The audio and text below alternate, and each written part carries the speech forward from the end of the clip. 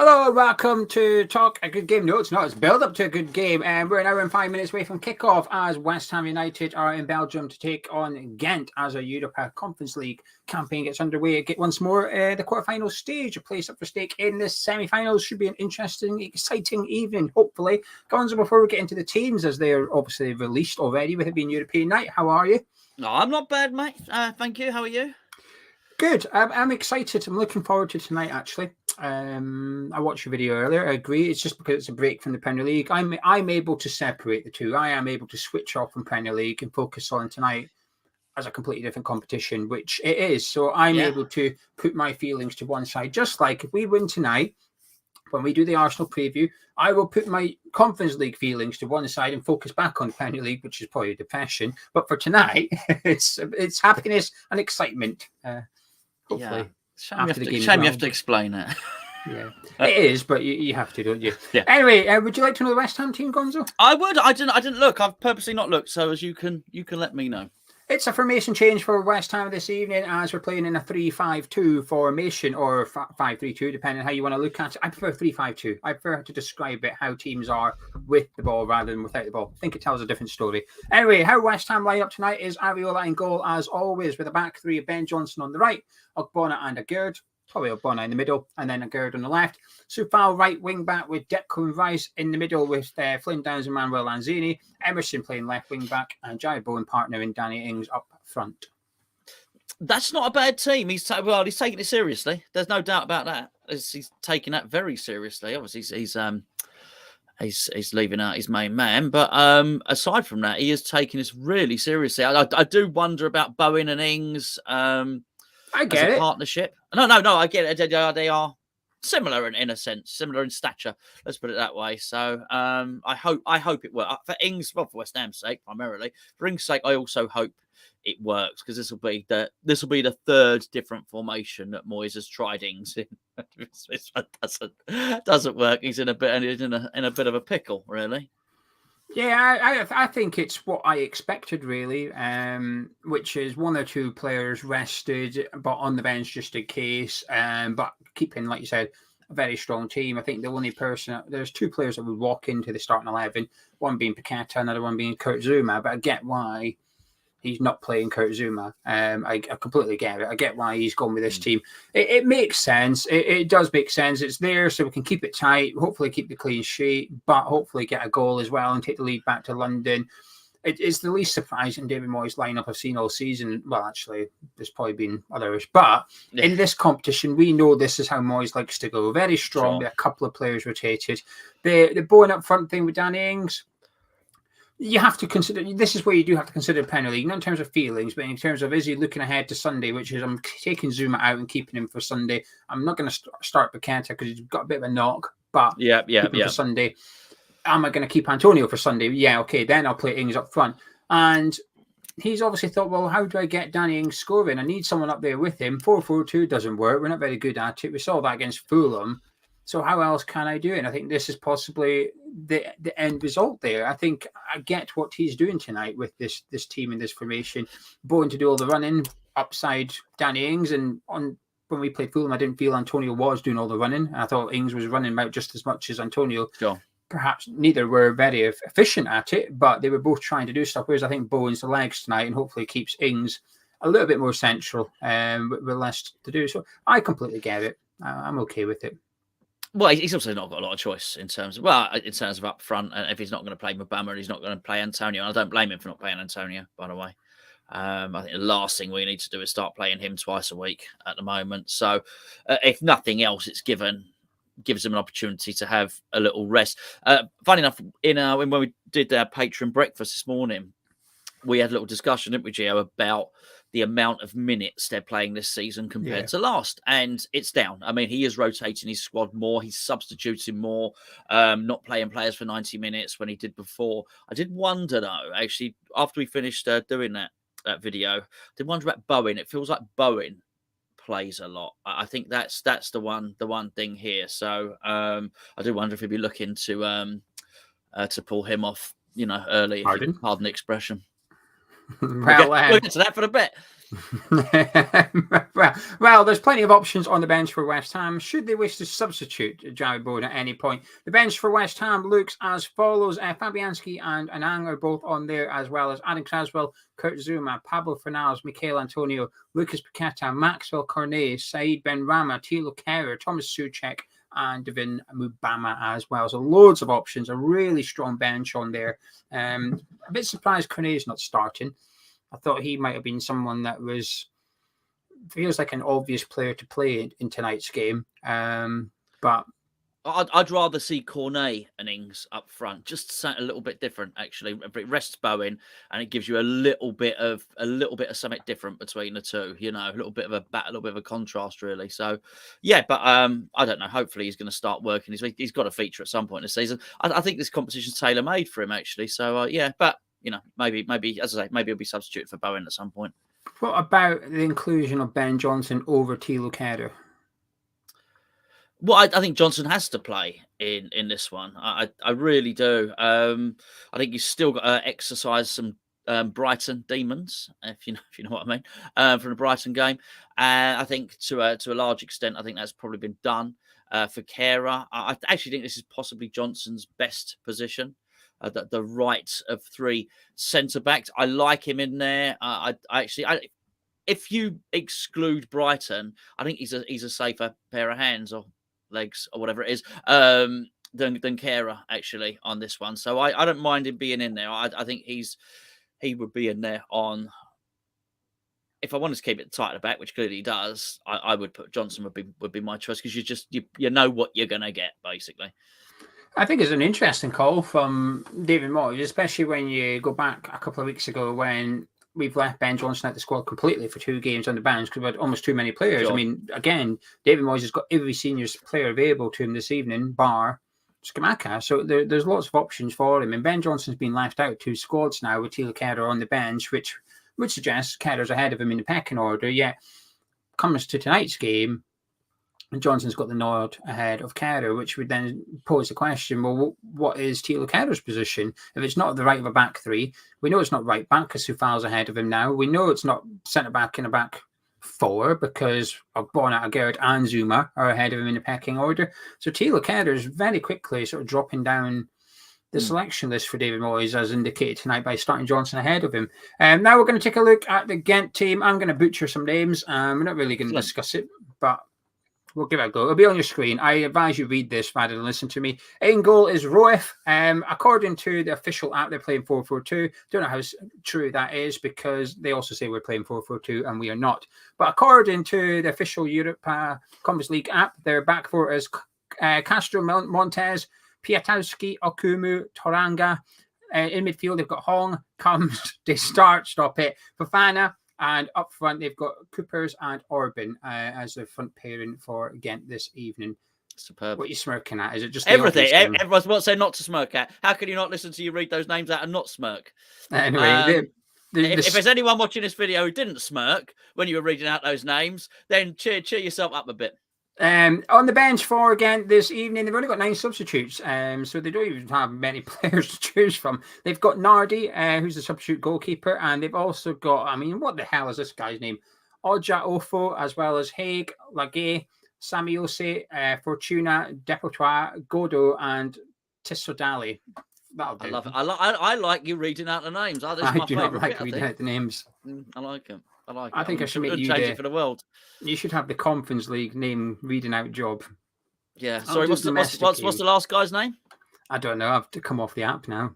Okay. It's on the screen. What on earth was that? It was the horse racing from earlier. Oh, God, mate! You've got to multitask, haven't you? You know, that's why Geo was smirking. Geo was smirking because he just won a couple of pounds. There you go. The poll is now live in the live chat. Please get involved. There's 4 options. Please select which one closely reflects your opinion on the West Ham starting 11 this evening, please, and we'll get the results when Charlie joins us in a little bit. Now, myself and Gonzo are now going to do a little bet, and should the little bet win, we will give it to one of you lovely lot. We'll tell you how to enter in just a minute, but Gonzo, is there anything you're fancying for this evening's dabble? Cheeky. I'll use my horse winnings on... do it. What about Danny Ings' goal?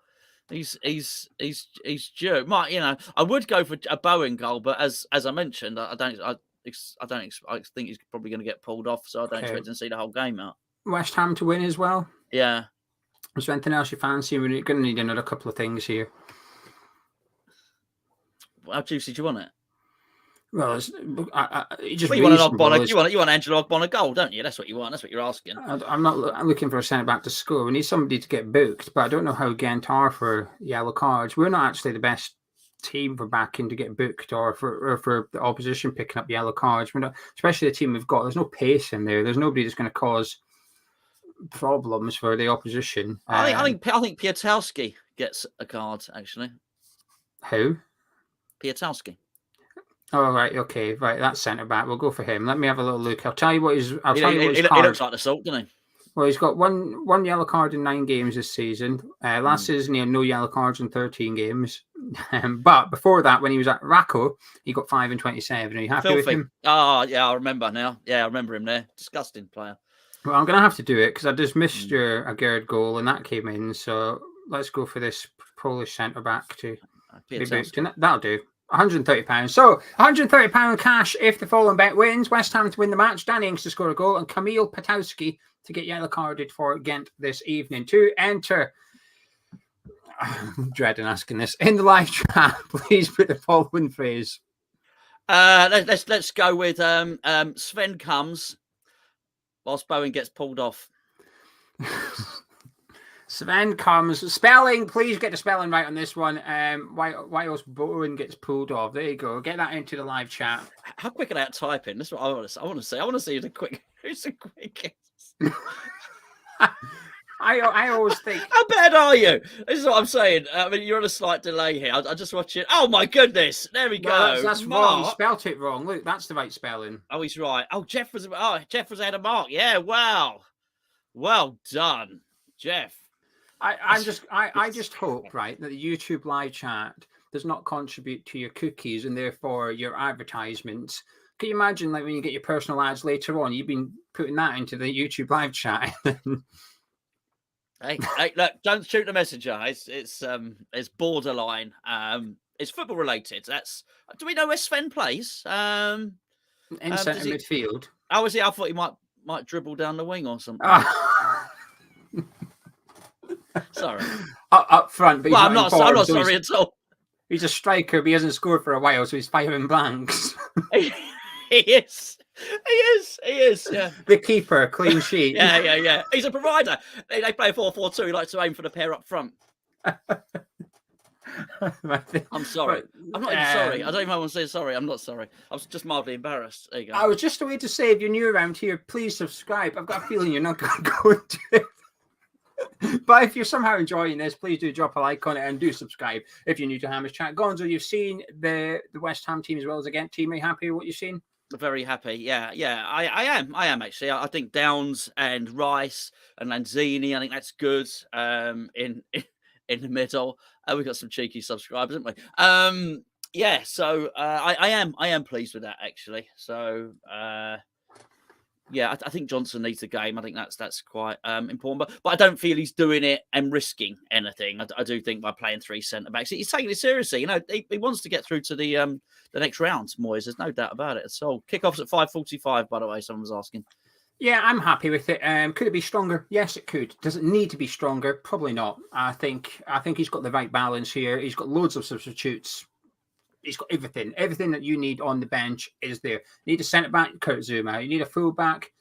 You've got Soufal on there. You've got Creswell on there. You need a centre midfield. You've got Souček on there. You need attack midfielders. Ben Rama, Cornet, Fornals. Take your pick. Striker, Antonio Mubamba. He's got loads of options. So even if it wasn't quite working out come the hour mark or whatever, he's got plenty of time and options to change it. I'm really looking forward to it, actually. I think it's the right mix. I think Lanzini is the perfect kind of player for this kind of game. Just exerting our dominance on them is going to be important. I've seen their manager saying it's sold out tonight, but it's only sold out because West Ham are playing. He said it's not sold out because it's a quarter-final. It's sold out because we're playing West Ham, which is putting the pressure on us a little bit.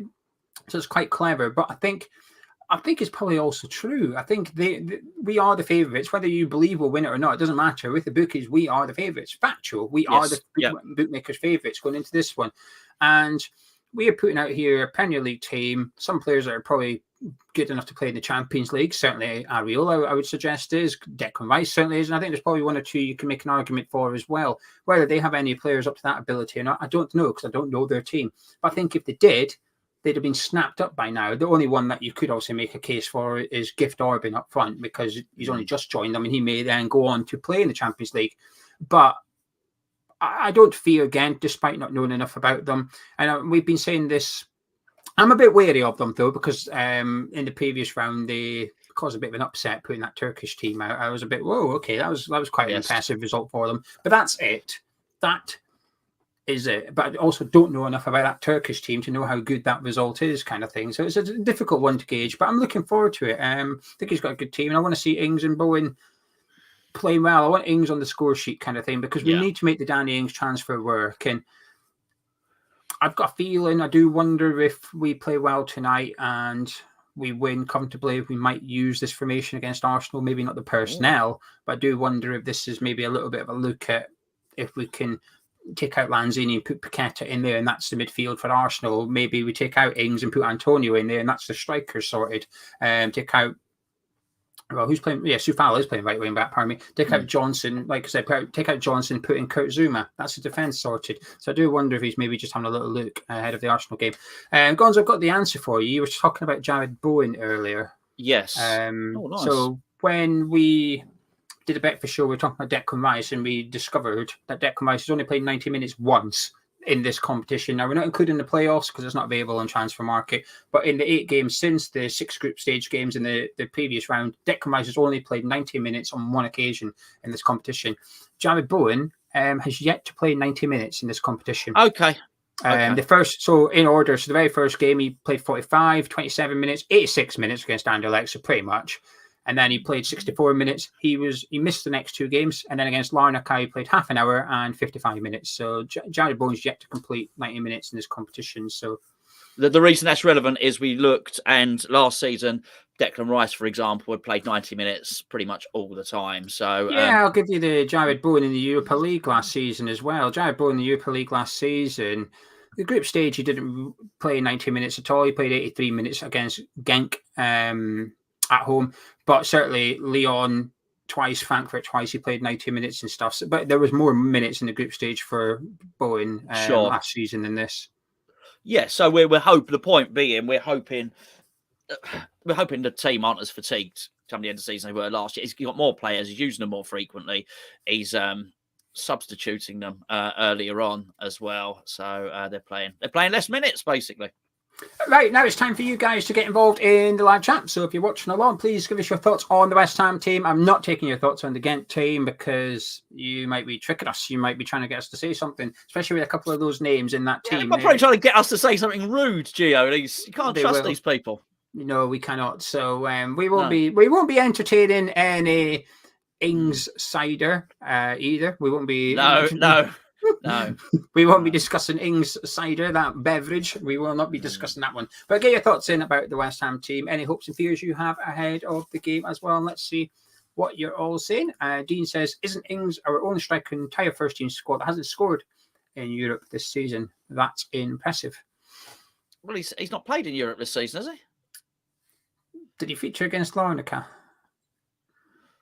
I'm not just shocked, but he certainly wasn't around for the group games. Like everyone else had 6 more games in him, haven't they? Something saying. Yeah. Well, 8 actually, 8 more games. So yeah, yes. But I'm saying I haven't scored in Europe this season. I think Dean's trying to say that Scamacca, Antonio, and even Mubama has got on the score sheet. So yeah, it's a shame. It's a shame Scamacca's not available because actually I think this tournament's sort of tailor made for him, really.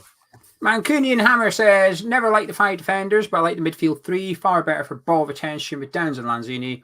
I expect Ings to score a scrappy goal. Oh, nice one. Nice scrappy goal.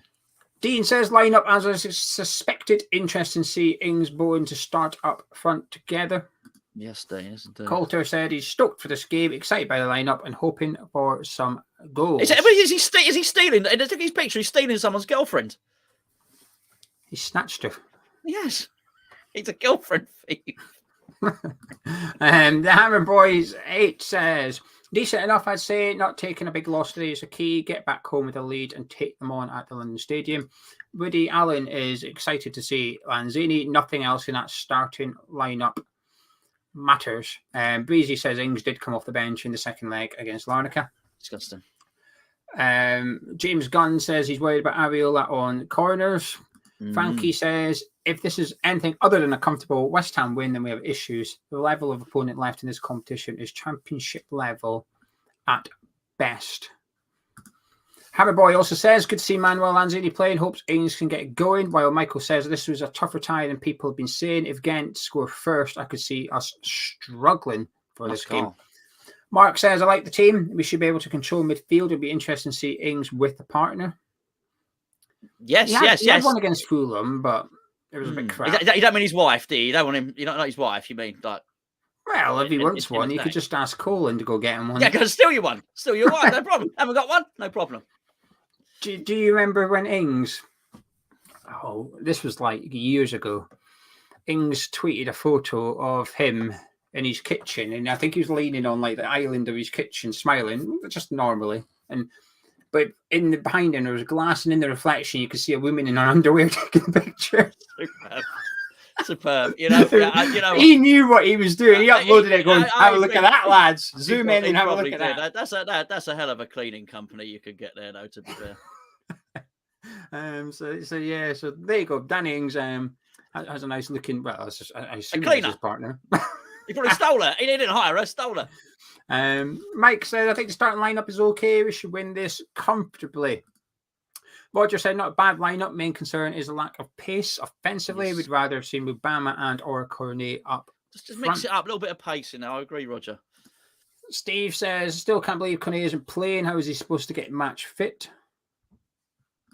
Dave G says, Gent only won 2 good games in a conference, which consisted of Mould and Shamrock. I mean, that's true. However, they didn't have Gift Orban then, did they? So they didn't. The gift that keeps on giving. They didn't have him. MJ said, I think Ings is due to score and Bowen's energy should allow for Ings to get support if he stays up front with him. Tom says Aviola is a liability.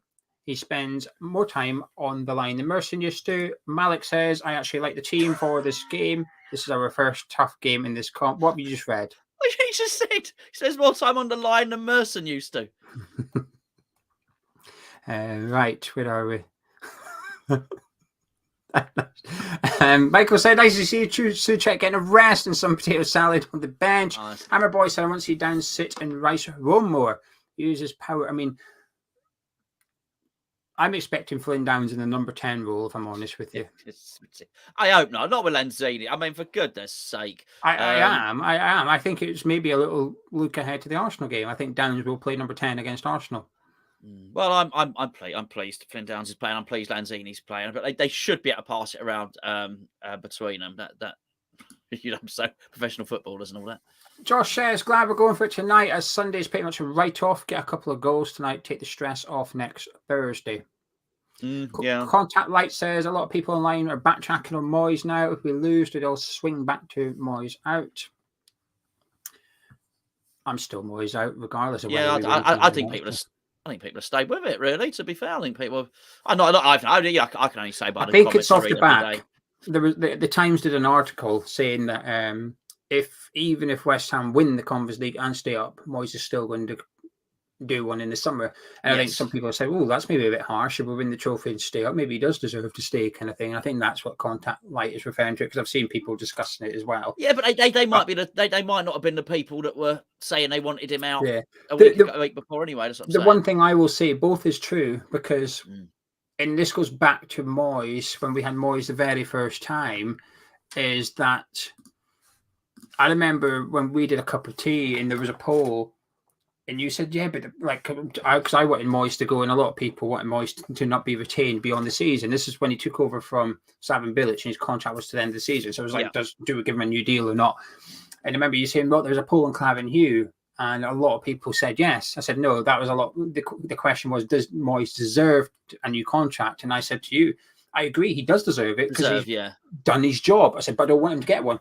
I'm a bit like that. Would Moyes deserve to stay next season if he kept us up and won us the trophy? He probably does, yeah. Do I want him to? No, because the football's crap. You've got to be careful how you phrase these things, haven't you? Yeah. I think, does he deserve it? Of course, I think he does. If he wins us our first trophy in over 40 years and we sack him, I would suggest that is a bit harsh. But yes, that's looking at it so black and white, which is what was the end result. Oh, well, then happy days kind of thing. But that's ignoring the football. It's ignoring his comments in regards to the fan base and stuff. That's pissed me off a lot when he says stuff about the fan base and disregards the fans and stuff. I don't like stuff like that. That really gets my back up more than anything. It's the lack of inclusion of the academy players. I know Mubama's on the bench tonight, but it's few and far between. And there's just too many factors that says to me, I want him gone regardless of what happens at the end of the season. So I think he deserves it, but I don't want him to see him retain it. Yeah. What are you smirking at now? Well, I'm smirking at Michael calling me disrespectful. He's joking. He's having a joke. Being disrespectful. Okay. Yes. Someone's you better click up on those things. I've got them here. Bobby66, thank you very much for the £2 super chat. He said happy hammers tonight. We've got Acid who says £2 in the tin for the win. Come on, you irons. We've got this. And Simon with 5,000 CLP. Come on, I'm done. Do you know what, Geo? I'm done. I'm done. I'm finished. Hammers chat finished. I'm taking that. I'm going to go and buy myself. How many people do you reckon are currently googling 5,000 CLP £2? That's it. Yeah. It says. Thank you. He says, watching from Chile, thank you so much, Gonzo, Geo, and Charlie, for all the amazing coverage. You've helped make a difficult season slightly less painful. Very nice of you, Simon. That's nice of you, especially when some people accuse of making a miserable season even more miserable sometimes. Someone yesterday accused me of making an in the comments. Can't take any more of this. Everything you do is miserable. Making me. I would say that. I think it's amusing when people say, "Oh, not another negative video. Can you not do a positive one?" I'm like, I would love to. Where is it? Well, I had one the other day, and that was it. He didn't click on yesterday. So yesterday I did a news roundup, and then the day before, it was a bit moany. To be fair, it's about the transfer strategy. Before that, I said, you know what? I think Moyes has done a blinder by getting his old players back there. The one before that was the semi-final of getting through, and I hold on, but he didn't comment on any of them. He only commented on the miserable one. Yeah, I've got some. I won't mention his name. I know it. I recognise it. I've got someone that whenever he only comments on negative videos, complain about the negativity. But when I do positive videos, he's not in the comments. He's nowhere to be seen. Yeah. So I'm like, either you only turn up for the negative videos, which makes you look worse, in my opinion, because you ignore the positive stuff, or you only comment on the negative stuff. So I don't know. Yeah. I recognise his name now. It's not my fault. Only 10 people watched the under 18s video. Gareth says this read this formation. Read this formation again. Does Moyes not realise it doesn't work? We can't play it. Why we're so low in the Premier League? Moyes, please just leave our club. I think he's a no for David Moyes staying next season. I don't contact light. Gareth ain't changing. No, it don't matter whether he's the prefer or how that's phrased. The poll. Gareth's had enough. Oh, Marcus, happy birthday. He says, let's get the win, boys. It'll be a great birthday present for him. Yeah, mate. Happy birthday. Definitely. There you go, Marcus. Happy birthday. There's a date, 13. There you go, 13. Dylan said he's got the flu and we're cheering him up. Good. I'm sorry. I mean, good you've got the flu, Dylan. Good. We're cheering you up. I've been a bit ill myself the last few days. You've got the throat and the nose and all the... Well, you probably need all those things, don't you? But, hopefully the performance cheers you up a little bit. Not Geo's. I mean, the teams. What's wrong with mine? Nothing. It's good. Doing well. Luke from the Three Hammers channel, he says, hope we can do it tonight because I'm dreading Sunday. I'm just forgetting about Sunday. I'm just blocking out. We're worried. I was going to say worry about Sunday on Sunday. We'll worry about Sunday on Friday. Yeah. Gareth, never apologise for comments. We work it out. Don't worry. We and Gonzo do our best just to work it out. No. Richard says, Moyes clearly doesn't care about this game. Otherwise, Souček would be starting, wouldn't he? Clever. The worst thing is you can't even argue with it. James says, West Ham win the Premier League and Champions League. Your country wins the World Cup, but you have to change your surname to Comes. Do you do it? That's my surname anyway. No problem. Win all round.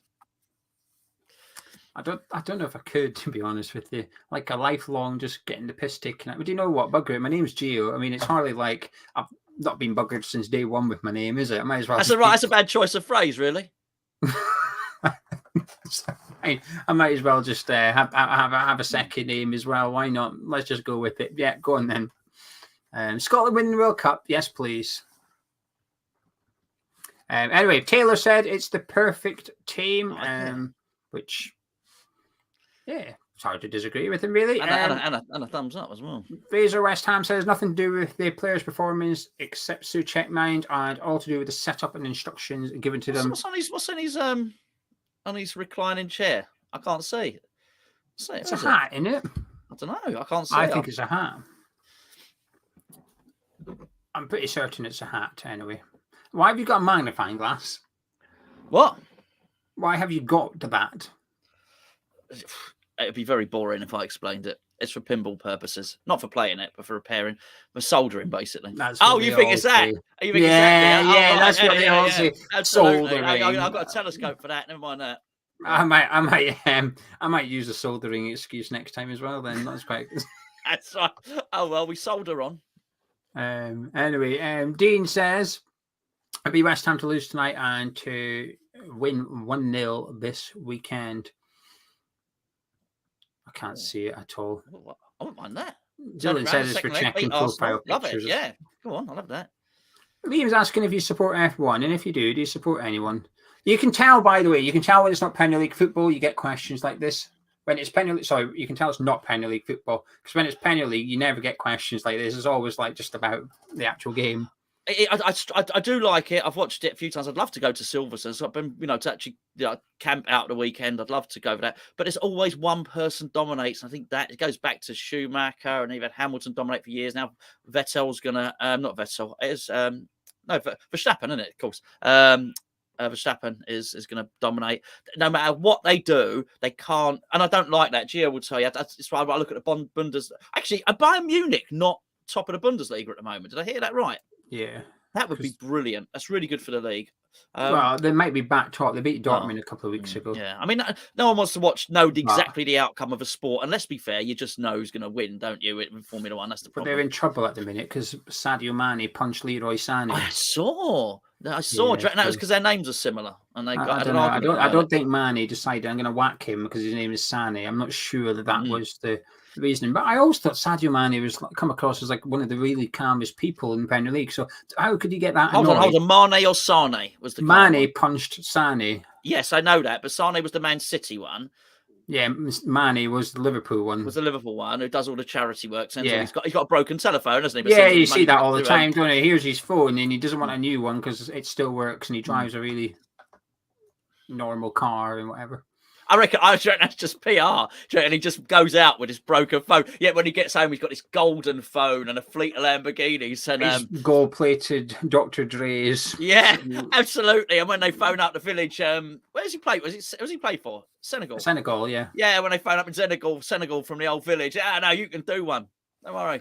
I'm driving a Lamborghini today. It's just all spin. Maybe Sandy's seen his new phone and said, I'm going to tell someone about that. That's right. You won't be telling anyone about my phone.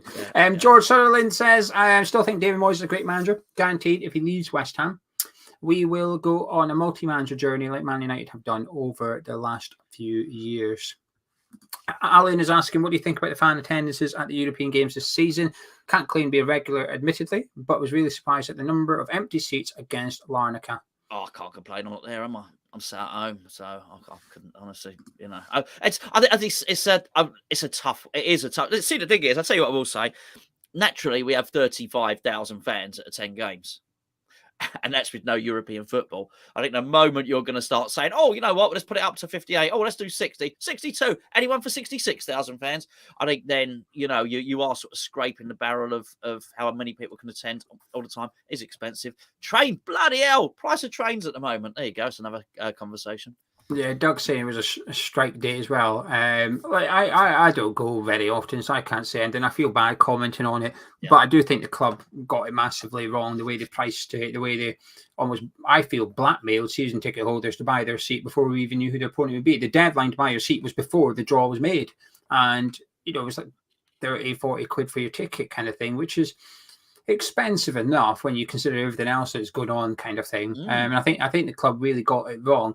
I think people are just fed up this season. I think people just don't want to go at the minute. They're just fed up, and I know people say, "Oh well, I bet they're there for the semi-finals, plastics, whatever." I think, well, Yeah. hang on, they're entitled to do that. They've been going to the Premier League games, been paying their money for the season ticket. You can sort of pick and choose what games you go to, what games you don't go to. That's part of the benefit of being a season ticket holder, that you can then have that privilege and stuff. So I've never really understood that. But I mean, the other thing is about going is times are hard at the moment. You know, crikey, your electricity bills are ridiculous. Even the crap beans in Aldi are expensive now. Do you know what I mean? It used to be like you can't afford the Heinz beans. I'll get the crap ones. Even the crap beans in Aldi or Lidl, either one, they're expensive. Everything's bloody expensive. Milk's expensive. It's all expensive.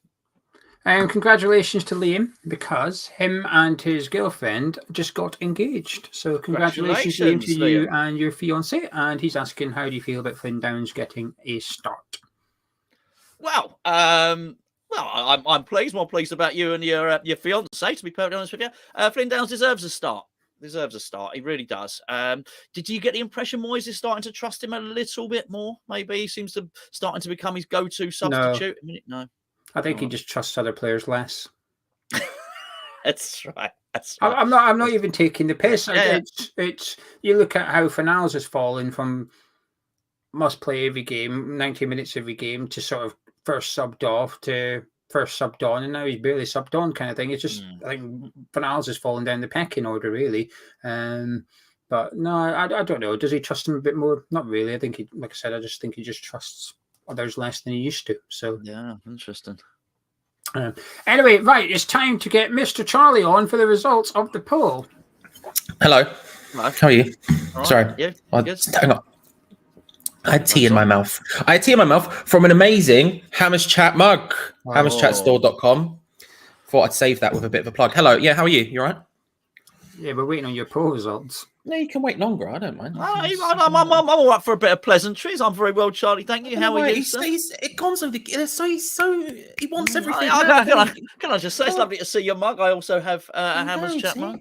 See, look at that. We've got our much. Where's yours? Where's your mug? In fact, I've got a Hammers Chat t-shirt on, for goodness sake. Exactly, there you go. There you go. Mr. Merch today. None of those are mugs, Gio. Which one would you like? I've got them all. Whichever one you're using, apparently. You haven't told Charlie how you are. Charlie asked how you were, Gio. I was doing fine until Charlie started delaying the results of the poll. No, we can take it. There's no rush. Where's no no rush? Got to go downstairs and get ready for the game. Everyday life, TikTokification of life. We don't need to. It's all right. We can take our time, you know. We can take our time. All right, David Moyes' substitution attitude. I'll tell you now, Gio. They're interesting. What more do you want to know? You know. He didn't specify which poll either, did he, Charlie? Either. Let's be fair. There we go. We asked, how do you feel about starting 11? 3% of people said they were fuming. 3%. 11% said it's poor. 20% said very happy. And 65% said, yeah, it's right. Yeah, it's right. I wish YouTube had more options, because you could only put 4 options in. So I'd like a sort of like a middle option.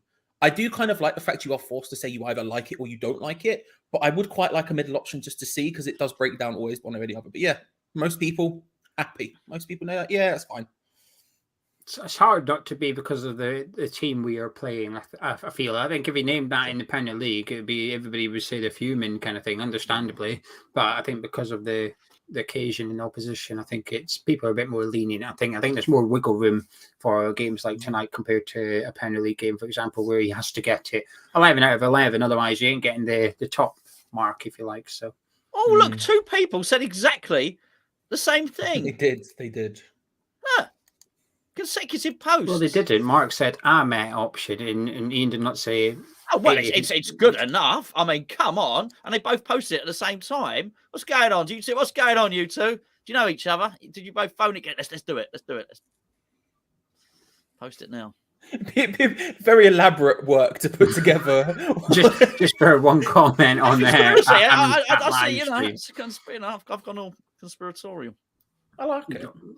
God knows. I don't think they're working together. I think they just have the same option, which is and Alan's trying to bait us here. Hammers Chat copies the club's t-shirt designs. Excellent. Shall not bite. I mean, I feel like you've bitten a little bit by. Mark's asking about the beans. Mark, it's a parallel. Mark always comments on daily videos. Well, we'll have to discuss it tomorrow. I think it's It's a shambles. They What's are he going on expensive. about, Charlie?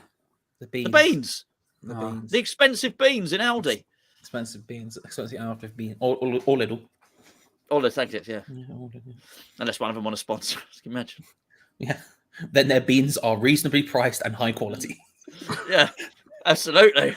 But until I've never been to a better shop in my life. We'd have to do all that sort of thing, wouldn't we? Yeah. That's all that sort of vibes. I'm going to get HelloFresh to send you beans next time, Gonzo. You're going to get beans. A Hello Fresh the next month. We have to cook the recipe. Oh, look. Oh, what have I? Oh, it's beans on toast. Nice. I'll muck that up, can I? Never know. Anyway, right. I'm going to disappear. I'll be back at halftime for a chin wide with Charlie about the first 45, and then I'll be back at full time. Gonzo's going to disappear, and you can catch him tomorrow over on the forum channel as always. But Charlie, it's over to you, my friend. Thank you, Geo. Thank you, Gonzo. Enjoy the game, and hello, everybody. I hope you are well. I hope you're good ahead of the Europa Conference League clash. It's going to be exciting. I mean, I'm looking forward to it. I know I say this all the time on these streams, but I like Europa League football. I like Europa Conference League football. If we're playing in Europe, we're having a good time. And I'm going to have a good time tonight. We hope. But I'll ask you by saying, how much of a good time do you reckon we're going to have on a scale of 1 to 10? 1 being the least confident possible, 10 being the most confident possible. How confident are you of a West Ham result tonight? And while you do that, let's have a look at the teams in a little bit more detail, shall we? The button for that, which again, as per usual, did I test? Did I? Heck. Do you know what? Let's just press it, see what happens. Let's just press it. I was going to try and fix it on the fly, but no. Oh, it skipped in. God knows how that happened, but it did. The lineup for West Ham this evening is Areola in goal. We've got a back five of Sufal, Johnson, Aged, Ogbonna and Emerson. We have Rice, Downs, and potentially Lanzini in a midfield three. Maybe a midfield two with Lanzini on the other side of Bowen and Danny Ings up front. It's interesting how we'll see this end up lining up. My gut says it will probably be five at the back, obviously exactly as it's written down there. Aged will probably be the centre back with Ogbonna on the left, I would suspect, but we'll see which ones of those two end up flipping into that left centre back role. I think it will be a two with Lanzini just ahead of them in like a diamond type thing, a plug formation, if you will, with Bowen and Ings sort of as a two ahead of them. That's how I think it's going to be. But there are a couple of different ways you could look at that lineup and figure it out. I'll be interested to see how it ends up playing out. We've played the formation in Europe before. We play five back pretty frequently in Europe, in fact, and it's worked for the most part. It has worked. So the idea of playing this is sort of, I'm pretty confident about it. I'm pretty confident about it. Woody asks, I'm going to skip over the compliment, but I appreciate it, my friend. If you could win one of our next two games 3-0, but had to lose the other one 3-0. I almost asked this exact question I was thinking about this on Spanish. Two Spanish, one Hammer, the Hammers Chat Patreon exclusive podcast made just for you. We did yesterday. Woody was the guest on it. I almost asked this exact question, but I dialed it down to 2 because I wanted to know from a points perspective rather than a goal difference perspective. I would go for the 3-0 in this game. I would go for the 3-0 in this game. That's maybe a controversial opinion, but I would go for the 3-0 in this game. By the way, good evening to Yurt, to Gareth, to Bobby, to Charlie, to Michael, to Nathan, to Dan, to Richard, Artel. Thank you very much. Hello, everyone. Hope you are. Let's have a look at some of these numbers as we go through. So I think, like I say, I'm not entirely shocked. I would have gone for 4-3-3. I would have gone for a little bit more, but this is one of those ways which David Moyes allows him to have a bit more defensive solidity that he likes while still committing more men forward. And I think ultimately the makeup of the team is pretty good for that. It's pretty good for that. I think actually, if we're playing the way I think we're going to play, the formation we're going to play, it's pretty bang on. It's pretty bang on. Yeah, I like it. The bench is Fabianski, the customary youth goalkeeper, Anang. We have Cresswell, Zuma, Fornals, Antonio, Paqueta, Cornet, Benrahma, Kera, Suchek, and Mubama, who we found out yesterday travelled, which is very exciting. We obviously have no other fit strikers, but that doesn't mean that David Moyes, Antonio, I guess, but it doesn't mean that David Moyes won't let a youth player in there. We've seen before, we can have no fit strikers and still they won't get on the bench. So it is what it is. It is what it is. I'm quite happy with that. The Gent team, I haven't posted it as when I saw earlier. Have they posted it now? They have. Okay, right. We can see the formation a bit more now. Right. We're going to see how much of this I actually understand. So we have Roef in goal. We have a back three of Piakowski, Okomu, and Toraniga is how I'm going to say. Toraniga, like Brazilian, Ringa, something like that. Yeah. We have a midfield two of Desart and Coombs. We have Castro, Montez, and Fofana on either side of Hong in midfield with Gift Orban, the big boy, and Coopers also up front. This is obviously I'm going to mark out the strikers and say this is the danger zone. People are going to understand that, right? But from what I learned when I listened to the podcast that Jack Elderton and Cal Goodall over at Analytics United did on this game, they were talking about Cal had done some research on it, stats, all that sort of stuff. Check them out if you haven't already. Analyticsunited.co.uk. They do great stuff.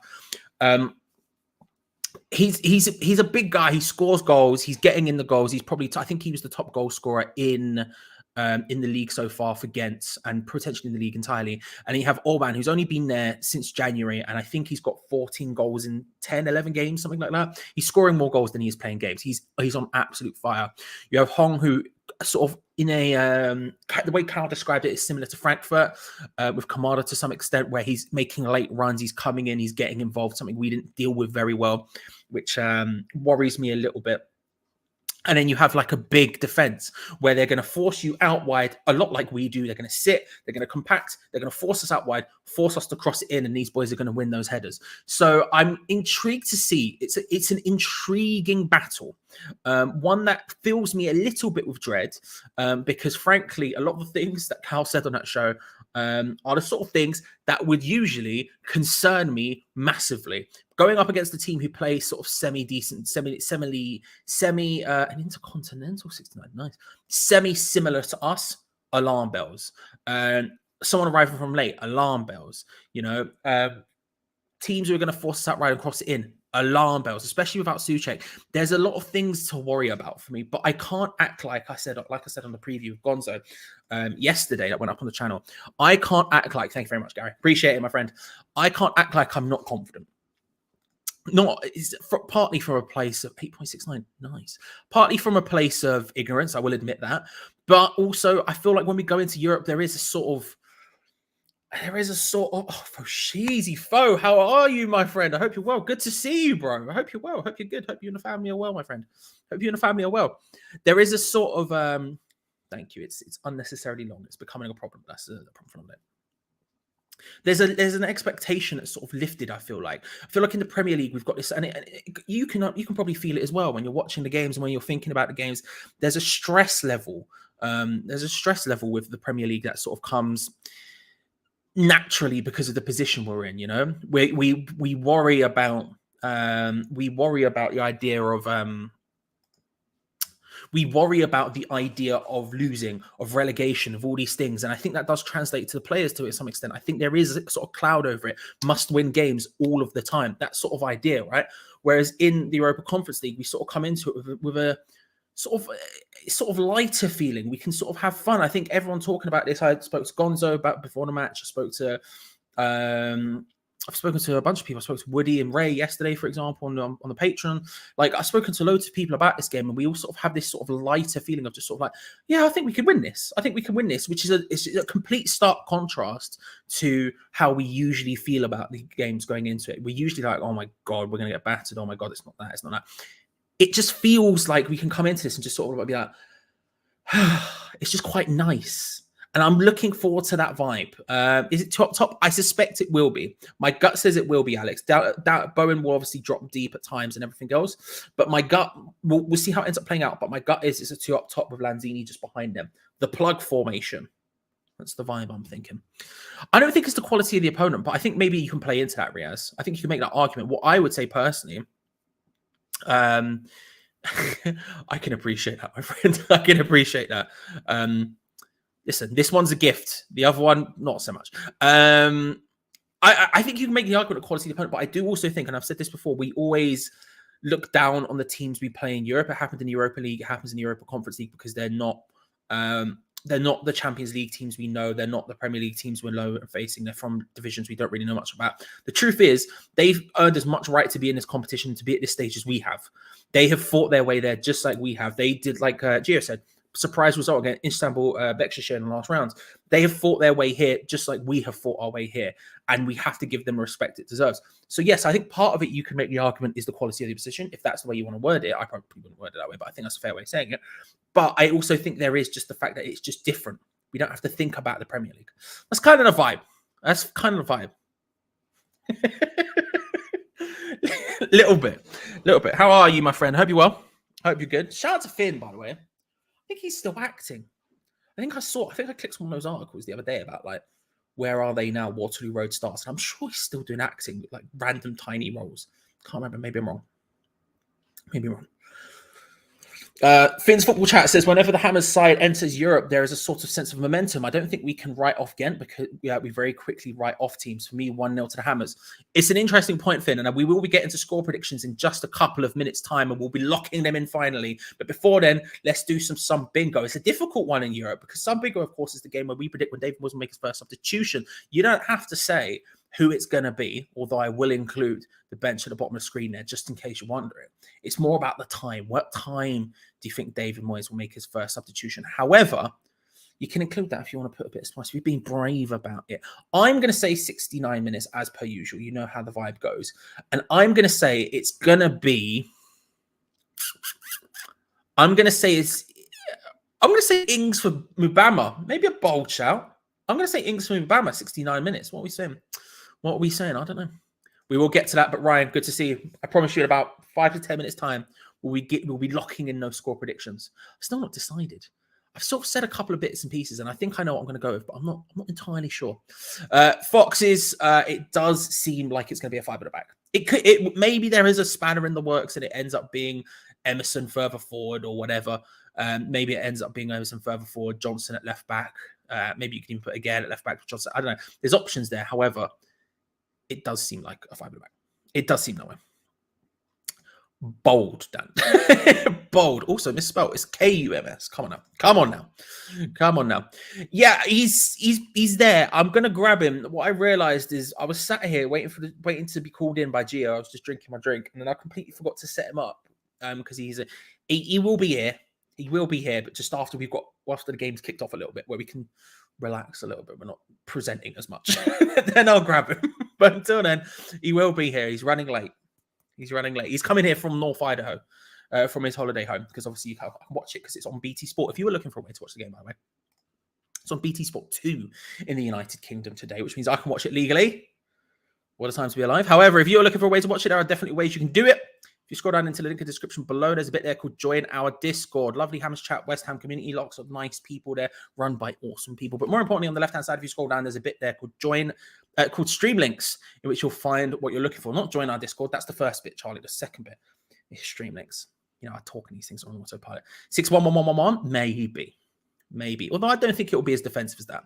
I don't think I maintain that. I know people. I know there's a lot of talk about the idea of Bone for Benny's not a bad show either. It's not a bad show. I know a lot of people stress, but also likely. Stress, but also likely. There's a lot of I come up against this conversation a lot about the idea of 3/5 being defensive. It's not every formation is defensive with David Moyes. It doesn't matter whether we're playing 4 or whether we're playing 5. Fulham shows that we played 4 at the back, and that was the most defensive display you've ever seen us do. It does not matter whether it's 4 or it's 5. Everything is defensive under David Moyes. It's how you implement those systems. It's not one way or the other. And I think today we'll see an example of, the fact that 3/5, I think, can be a more attacking formation under David Moyes. I think that's the way we're going to get the most attacking out of David Moyes. We'll see. 6.69 seconds, Areola. Stress. Also very likely, Carl. Very, very likely. Lots of Souček coming on early. Stress options here. I'm not going for a statistic because Europe. That's fair. I was thinking, as I said, 69. I was thinking, blimey. I was thinking, this is probably too late. I was thinking more halftime. He'll come, I promise. Like Sven. But I've stuck. I've done it now. I've stuck guys in Lidl for the. There's an aisle for that? Bold. Bold. 14 goals in 12 appearances for Orban. I can see on the BT Sports streamer. That's a goal every, I think, 68.1 minutes he's scoring. He's not being up against the mighty David Moyes defensive force. So good luck with them ones. Good luck with them ones, gift. You can be good if you want. You can be good if you want. Happening. Fornals coming on a 62nd minute. Fornals isn't the one that seems likely, isn't it? Fornals isn't the one that seems likely. Good evening, my trustworthy friend Judas. I hope you are well. Thank you very much for joining. Thank you as well to Stu, the disabled team. My G, hope you're well. Hope you're good. Big up, Charlie. I didn't realize it was an early kickoff. Hope you're well, our good friend. Come on, West Ham. Come on, West Ham. Indeed. Thank you very much. If you haven't already subscribed to the disabled team Leeds channel, but do lots of like Premier League generic content as well. 100% recommend. Stu is a great dude. And so is Lee. And everyone else who's on the channel as well, to be fair. Even Mally, who sometimes likes to come in here and troll me, and that's fine. I can deal with that. I'm up for that. I'm here for it. You know, I'm here for it. A hat trick in 3 minutes and 25 seconds would be bold. I mean, I would like to see Mubama. Mubama's the big one I want to see. When you're looking at the team and you're looking at the bench, Mubama is the one. I toyed with putting him in the starting 11 when I was talking to Gonzo about it on the preview yesterday. I toyed with it a couple of times. I was like, him over Antonio. I went for Antonio because I really want the win today, and I don't think Ings suits any of our systems. We'll see if Ings suits this system. I'll be intrigued to see. I still don't think it's true, but we'll see how it happens. However, I was like, oh, maybe, and I went against it. But the second Gonzo said it, I sort of started to regret it a little bit. I started to go, I should have gone for Babama. And I'd really like him to get some game time today. Hopefully we can get a couple of goals, be in the lead, and he can get some game time. Whether or not that happens or not is a different question. 60 minutes defeat over Danny Ings. Maybe. I suspect he'll turn up here a little bit earlier than that, but maybe. Paqueta and Cornet for 74. Lanzini loves a European goal. Listen, there's very few people I like seeing shoot from range. He's like one of the few people at West Ham I'll be like, you could just have a shot whenever you want, mate. Just have a pop. He's really good at shooting from range. You know, there's a lot of people who have shots from range, naming no names, that I would wish wouldn't. But him, just have a pop. Just have a pop, you know. 67 minutes, Mubama for Ings, score 2-1 or 3-1. Yeah. He's a lovely man. It does try to troll me, but he's a lovely man. Speaking of trolls, Lee's in the house as well. Lee just constantly predicting absolute barnstorming losses from West Ham. Lee, good to see you. Hope you're well. Are we okay with Johnson starting? I don't know. What's the chat feel like? I'm okay with it. If anything, I would. Frankel is not a top dude. Anti-top dude. Bottom dude. Sounds like I'm suggesting something. I'm not. He's just not great. He's just poor quality person. Is Adam Frankel. I'm very okay with Johnson starting. I think he had to some extent. I think when you look at it realistically, he's obviously not had a load of opportunities recently. I think he's been in a bit of an awkward situation where, you know, all of a sudden sort of like Soufal's managed to sort of had a massive uptick in form, which is really good to see. Not complaining about that at all. Kera, for some reason, has been preferred over him at right back. Don't understand that. And for once, we've had so many people fit. For like the first time this season, really, we've had so many people fit that he's just not had the ability to even get into the team, which sucks. You can't even see him on the bench. And I think Ben Johnson, for his limitations, I think is a really good player. And I think this season has been probably the most convinced I've been with him of being of a quality good enough to potentially start for West Ham on a more regular basis.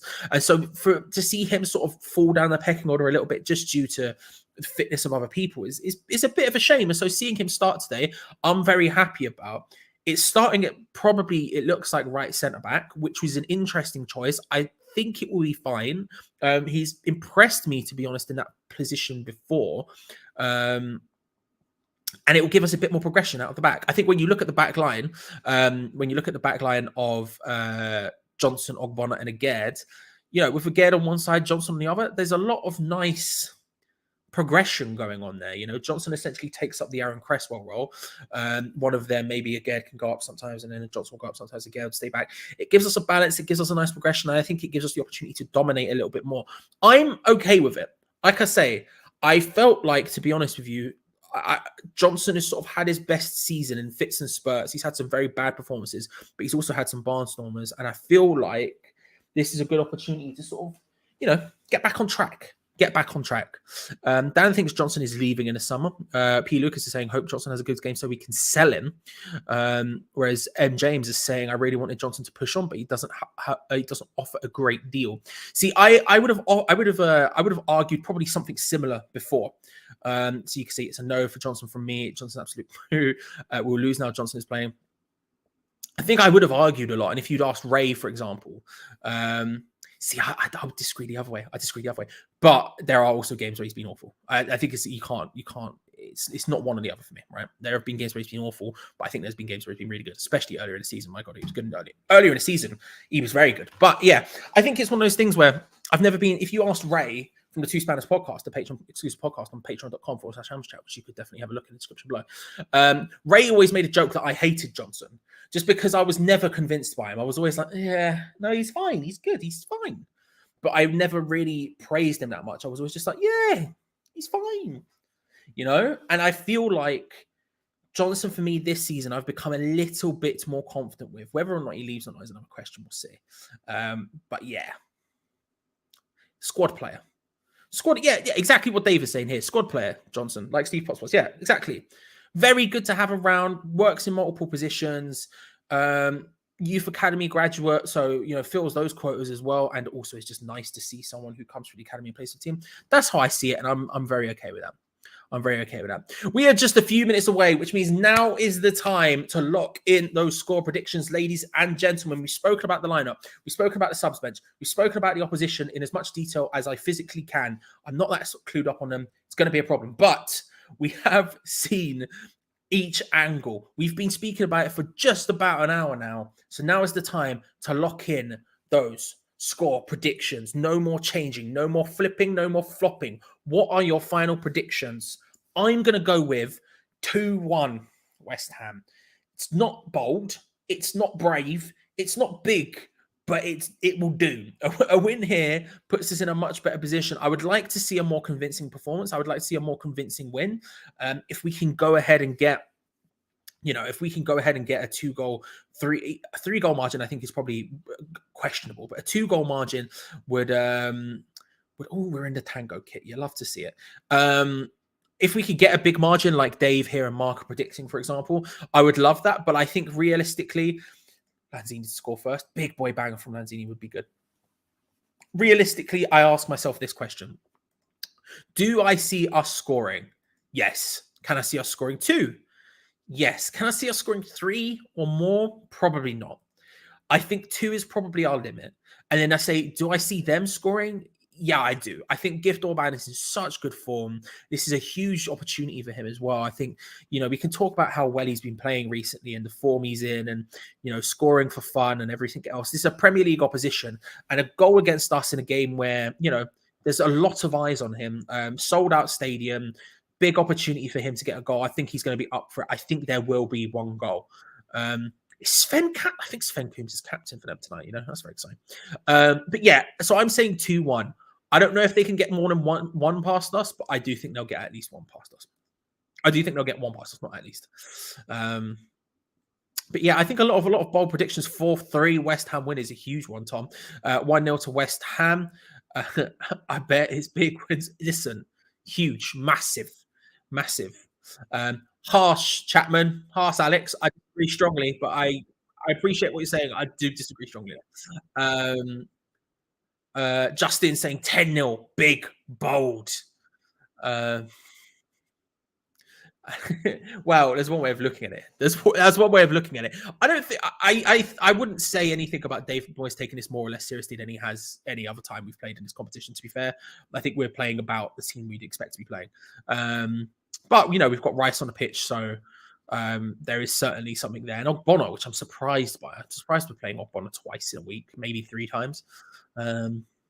Yeah, 2-0, Bowen penalty and Ings tap in. I would happily take that. I tell you what, if we get a 2-0 win, I would be very happy. Stu, DM, hit me up. You have my WhatsApp. Message me, my friend, and I'll help you out. If I have the ability to, I'm happy to help you out. Slide into my WhatsApp, my friend. Slide into my WhatsApp. Don't care as long as we win 3-0 eyes. And I mean, and ultimately, that's kind of thing. We could put out the same sort of performance we put out Fulham. If we got a convincing victory, a 2 or 3-0 victory, I wouldn't complain. Because obviously going into next game, we have Arsenal, that's difficult. But next game after that, I think more importantly, and this is something Woody said to me, is we have Bournemouth after the set. Bold, very bold race. Just mortgaged the house, 3-0. Blimey. We have Bournemouth after the second leg. So we obviously have the second leg next Thursday, and then we have Bournemouth that weekend. That's a huge game. And so if we can go into that without having to worry too much about the next fixture, thinking we have it done, having a calm performance at home, then that's beautiful. That's perfect for me. Because I do think going as far in this competition, as much as it's a distraction and it's extra games, I do think it's a beautiful, beautiful thing. West Ham versus KAA Gent is live on BT Sport 2 and it's about to kick off. We're going to lock in those score predictions, ladies and gentlemen. It's done. It's over. That you can't change them now. How's your cold? Do you know what? Slightly better than it was, Chris, thankfully. I can breathe, which is a much more positive experience. Occasionally I'm sneezing a lot, but there we go. Let me take it. Chuck, good to see you, my friend. Hope you're well. Need to get you back on Spanners again relatively soon. Something I need to do soon.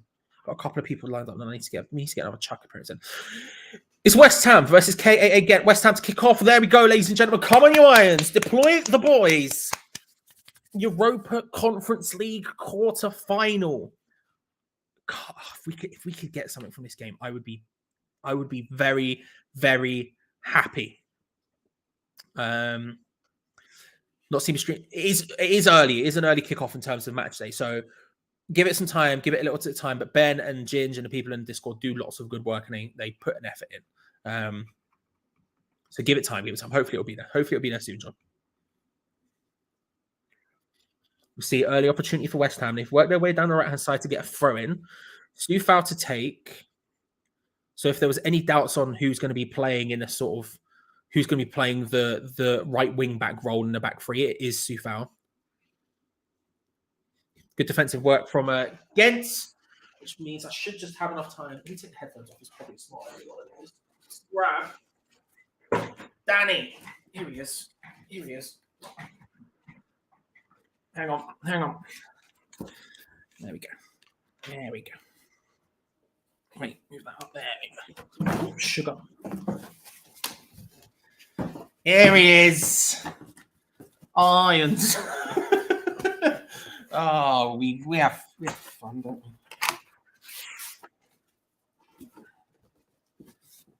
West Ham trying to break their way forward. He's going to have to just sort of sugar. It's fine.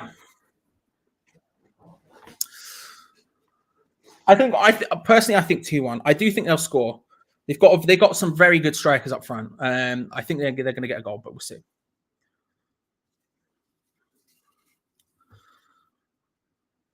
Emerson to take a free kick wide on the left-hand side. All on the touchline, not quite corner quad, although close to it. It's basically an early corner crossed in. Oh, bloody hell. Header from one of the Gent players just sort of knocks it away from everyone close, but it was tight there. Could have snuck in. It was very close to a massive catastrophe there. I do think one of the hinges ripped a little bit in that process, but we'll see what happens. We're back. Hey, how you doing? We're back and we're ready to do it all over again. I should take that meme and just edit Mr. Pardew's face over the top of it. I guess is a thing, is maybe. Who knows? We'll find out. He does look a little miffed at that whole process, but you know. I've not seen this haircut yet. I'm very excited to see it. Big ball. Lanzini can't quite get the control. That's one of the other big options for me. Oh, Gift Orban chasing Aguerd down, who does well to find Areola. That's well worked between the pair of them. Still a little bit of pressure. Again, that was one of the other big things that Carol said on the Analytics United podcast that I was listening to. Analyticsunited.co.uk, of course, about the Gent team is they kind of just know how to press, which is something we don't do. And you could see there the ball got sort of booted over the top. And again, sort of dealt with it relatively well, charging back, lays it short to Areola. Orban then takes up a position to try and block off the path to the left. We play it back to Aged in the open space, and then all of a sudden there's someone else on him. It's intense, you know? Something we're going to have to be aware of. Ritesh, good to see you, my friends. I hope you're well. I haven't got. Hang on. Do you know what I'm going to do? Let me listen to the voice. Let me hear it, because I could go. You killed. Yep. You killed. Kenny. Let me just hear it. Let me hear the voice again. Oh, you. Oh my. You killed. I need to hear it. Wait. It's got like a to it, you know. Oh my. Ooh. Let me go slightly further away from the mic. It's very Marge. Oh my God! You killed Danny. I can't do that voice at all. Mine's much more Marge than it is Kyle or Stan. You know, it's much more Marge. It's much more Marge. David, good to see you, bro. I hope you're well. Big loft over the top from Gent, looking to try and get in Orban again. Ogbonna just comes across, cuts it out, boots it forward. He somehow manages to stay in. And West Ham win a free kick. Declan Rice pulled back slightly. We'll take that. Surprised that. And it was Sven who did it. Sven pulled Rice back. And then following that, the worst free kick you've ever seen in your life. We literally booted it, big crossfield diag, looking, watch this, Soufal. Doesn't even go close.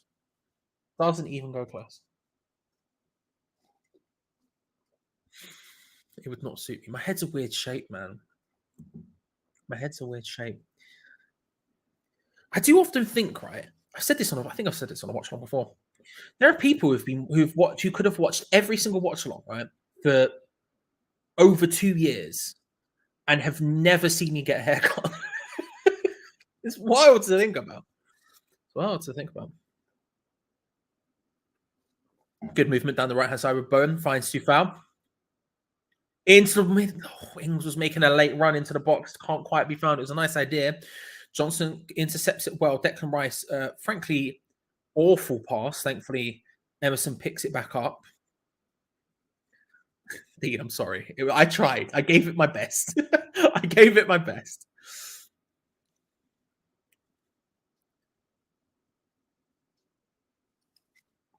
Again, forced to go all the way back again to Fabianski. Sorry, Areola. Again, it's the idea of forcing us to go long and them sort of dealing with that. It's very similar to what we do when you look at it. Very similar.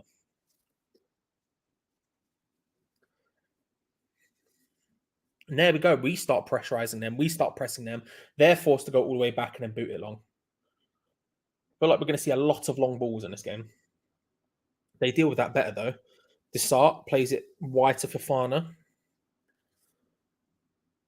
Forced to go back to defense again. Some good pressing there. Good pressing there from Ings. Couldn't quite make it work, but nice idea.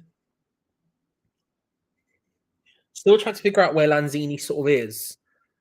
At the moment, he's sort of drifting to the left-hand side of Ings, but Ings is starting from such a wide left position and Bowen on the wide right that I do think it is that sort of the plug formation I'm talking about, with Lanzini just behind the front two, and they sort of split in defensive shape. You have Ings and Bowen, and then when they're defending, they sort of split apart and moves a little bit further forward, and you get a sort of three and forces people to go a little bit wide. That Buffalo Forever poster in the background, sick. As Gent come forward down the left-hand side, whipped in by Desart.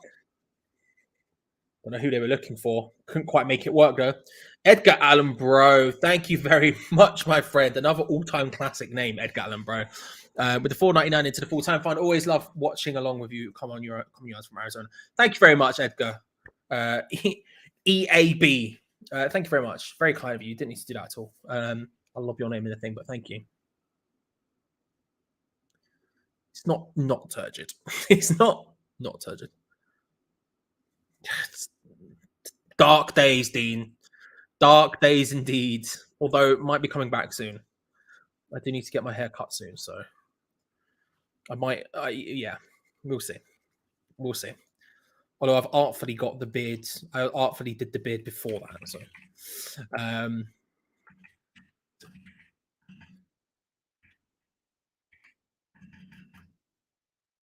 oh, I didn't know that. You've just said that Desart, who's starting in centre midfield for them, played for Middlesbrough for 2 years, which I did not know. I mentioned on the preview, Ogia Afo, I think is how you pronounce his name. I still don't know. Who's on the bench for them today? Spent a year and a bit. I think it was a year, maybe 2 seasons at Norwich. I think the second season he was maybe out on loan, but at Norwich. So I recognised him, but I didn't know Desart played for Middlesbrough. Love that. Fofana trying to dribble his way past Bowen and Sufal, who just sort of stop it from getting anywhere further forward. Again, all shot from range from Desart straight into the hands of Areola. Little dragger. How have we started? It says Mike. Good to see you, by the way, Mike. You know, I don't know. It sort of just is what it is so far. Neither team are really standing out. Neither team I think are really creating in a big way. Yeah, so far, so in the opening 10 minutes, you know? If anyone else has an idea of that, please get in touch. How you feel we started? Ooh, respect it.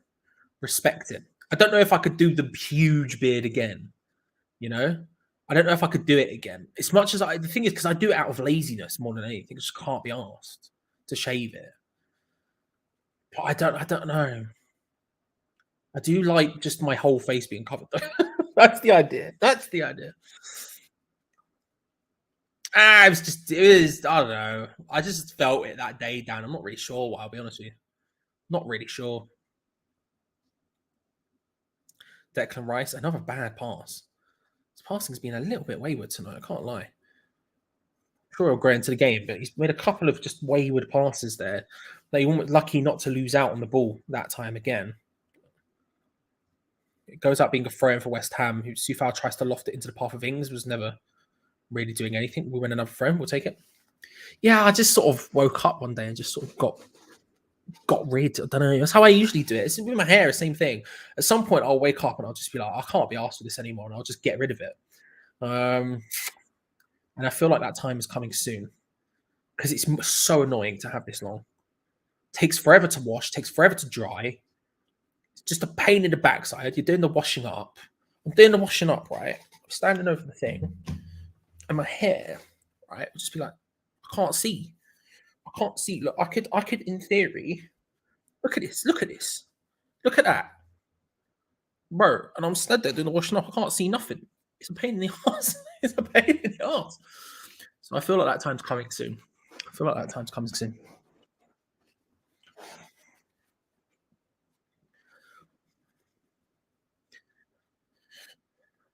like this is going to be a game of low scoring. The more this plays out, I don't really see either side particularly creating anything mad so far. And I feel like the longer this goes, the more it's. I mean, obviously, the less chance there is to score. There's less time, but I just feel like neither team are really gunning for it. Oh, Orban could be through. Oh, awful mistake there from West Ham. Needless.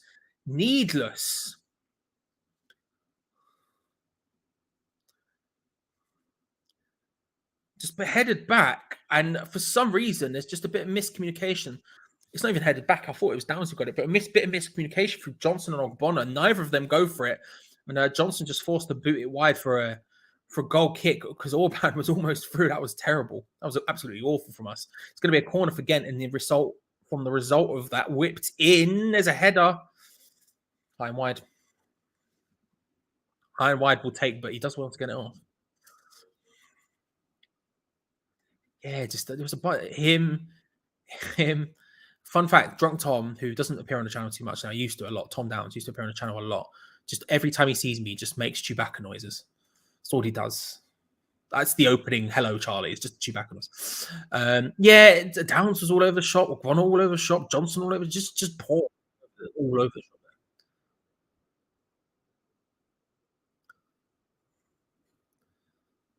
Oh, nice interception there. Good work from Lanzini. Really good work from Lanzini. Played out to Emerson. There's not a lot of options, is there? Again, this is one of my problems with the way we play. You just get the ball and there's just no options. And Gent, to their credit, have done well to block out all of the passing lanes and force us all the way back to from what was a promising position just outside the area, all the way back to the defence. Johnson trying a progressive pass forward. Doesn't quite work out. West Ham still have possession of the ball. Lanzini picks it up yet again, but this time now in the centre circle. Finds Declan Rice, who just sort of dribbles forward. Clips it in towards Bowen, can't quite get there. I tell you what, that was decent from Declan Rice. I was scared he was going to take a shot. Usually that's where the blood goes to his toes and he just has a big old punt from range, which never which very, very, very rarely goes in. That was really nicely done. He just picks up, finds Jarrod Bowen, just a little bit over the top of him. Close though, I like that. After what seemed like an opportunity lost with Lanzini getting the ball into a fairly decent position and some decent pressing and bad positioning from West Ham, forcing us to go all the way back, we managed to revert that into quite a good opportunity. And again, it came from Declan Rice just running with the ball, something he sort of has done in some games recently and hasn't done in others. And I think it's very clear when we missed that. And I think a little bit of that is going to be necessary today, especially with Downs next to him. It's going to be really important. But Hong's come flying forward. Flynn Downs does. Oh, I thought it was a really good challenge. The referee has pulled it back for a free kick. It's going to be a free kick just outside the area. It's Downs who gave it away on, I think it was Hong who came away with it. It's very cousin it. It's very cousin it. I will happily admit that. It's very cousin it. Came away with the ball.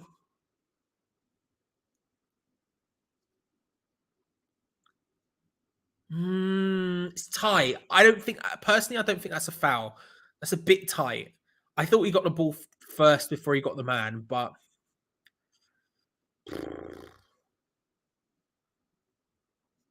really, Seth, I heard about Drew's contract coming up. I didn't know about Seth's. I can't see Seth leaving WWE. Can you? I can't imagine it. I can't wait for that Wembley show though. I'm 1000% going. I'm so excited for it. Punk might be coming back all of a sudden as well now. It's all kicking off. Orban standing over it alongside the left footer. Long way out.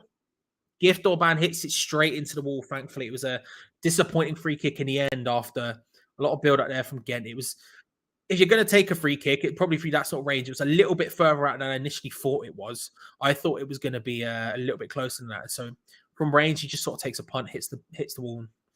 Nowhere close to going in. Nowhere close to going in. I don't understand Ings up playing. Minx is apparently what I've decided his name is. Don't understand Ings playing up front on his own when even Moyes said he's not suited to that.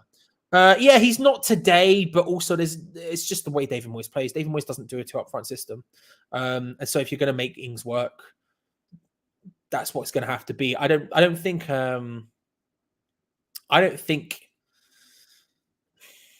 he is. He's playing up front with Jarrod Bowen, but it's a different type of system today where Ings is kind of playing as an auxiliary left winger / striker, and Downs is playing as an auxiliary right winger / striker. When the ball is over that side of the pitch, they sort of crumble over. Downs will move across. Bowen will move across, and Ings will sort of be very central. Ball goes over to the left side of the pitch. They sort of both move like this. There's a sort of balance to it. We've played it a lot in Europe. Lanzini sort of occupies the central role and moves forward into it, allowing them to sort of split apart a little bit. So Ings isn't necessarily playing up front by himself. He's sort of up front with Bowen, and he's even sort of up front with Lanzini. It's an interesting one, and we'll see how it goes. I don't think he would be suited to it, but we'll see how it goes. Lanzini, good tackle there. I tell you what, Lanzini's doing all right today. Lanzini's doing well today. Johnson, good pass out to Sufal. There's some space here for Bowen. He doesn't pull the trigger. He finds Johnson instead, just awkward. There was a moment there where a little chipped through ball, maybe a through ball slotted through behind the defense would have seen Jarrod Bowen in a really good position. Aubameyang's a free kick and a half island. It's a really good position. We just don't pull the trigger. Johnson with the underlap though. It's nice to see him getting forward, like I say, sort of taking up that Aaron Cresswell centre back style role, which I like to see. Yeah, it's not quite there. It's not quite there. I mean, that would be amazing. I would love to see him there. I would love to see him there, but I can't see him leaving. But I would love to see him there. Bit of Tyler Black again. Let's go. We'll take a bit of that. Big ball forward. Hong trying to cut it in. There's a really good opportunity for Gent. And again, I think Ogbonna, one of the two, just clears it out. Big hoof ball forward and Hong again arriving. Exactly what we picked out. And it's a really nice lay down. It was Ogbonna who clears it away. Like I said, those runs from Kamada, from Frank, when we played Frankfurt last time, caused us all sort of problems. And we've seen it in other games where those runners from deep cause us issues. And it's happened again here. Hong is just getting a lot of opportunities from those runs. Whipped in from Coombs, not away from Declan Rice. Particularly, I mean, they've maintained possession of the ball, but it's away at least at first attempt. Second ball comes flying in. Poor cross. It's going to be a... Oh, is it another corner? It's another corner. I thought it was a goal kick. Sumo, of course I can, my friends. We have Fabianski, Anang, Cresswell, Zuma, Kera, Suchek, Fornals, Paqueta, Cornet, Benrahma, Antonio, and Mubama.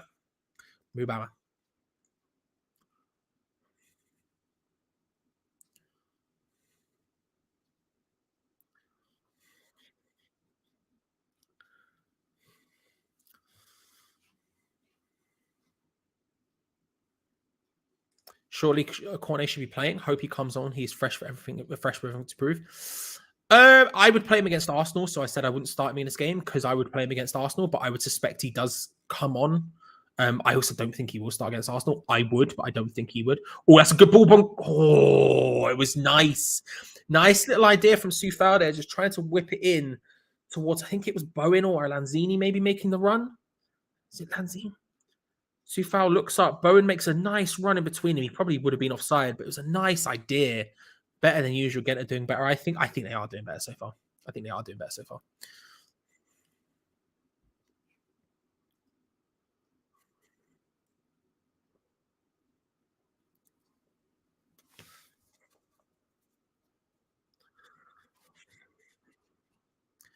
Glad the Usos lost the belts. Probably, yeah. I mean, look, they'll always be around the title picture. They're one of the best tag teams around right now. They're really, really good. But they, with the storyline, they had to. I'm surprised Roman didn't, but they had to. I thought they would have had to with Roman as well. That's just a weird decision. Yeah, same. And he was great when he came back for AEW as well. The short time he was in AEW, he had a really, really cool run, really good run. Ended in complete and utter explosion. But if you ignore that last bit, the run was brilliant. It's going to be a free kick against West Ham again, against Flynn Downs, who's complaining to the referee. Hong has stayed down after it. He's coming back up now.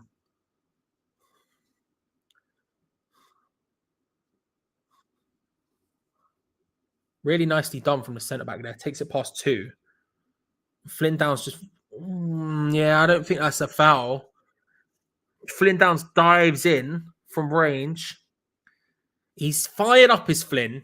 He needs to chill out a little bit. This is where you need a captain who's next to him, Declan Rice, to just sort of go, okay, just tranquilo a little bit. Asenayo, chill out, calm it, because you're going to be in trouble if you keep going like this. Because I don't think that was necessarily a foul either. I think it was a wild dive to try and win the ball. It was going nowhere with it, but he gets contact with the ball way before he gets contact with a man, and he's not really super dangerous. But yeah.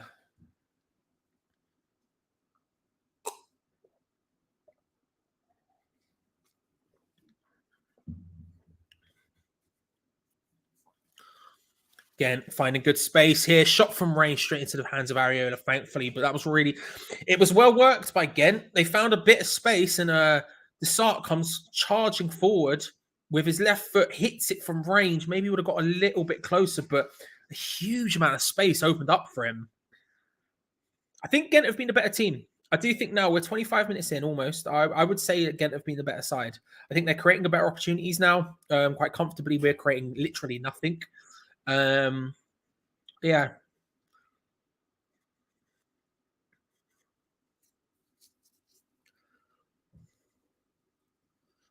The thing is, I don't know how I change it. I mean, I think I've seen a couple of you talking about. I think a couple of you have been. Oh, Sufal does well. Let's take it past his man. Oh, good block. Again, you see that there where we win a throw in. We win a throw in right in there, right by their corner flag. Can't quite make it work. You see a situation there where, again, it opens up down the wing. We get the ball crossed in, but they've just got so many people in there because that's what they want. Again, it's very us. That's what they want, and they cover it very well. Nice interception there from Ben Johnson. I've seen a couple of you mentioning the sort of midfield and sort of not having much pace in there from us. I think, frankly,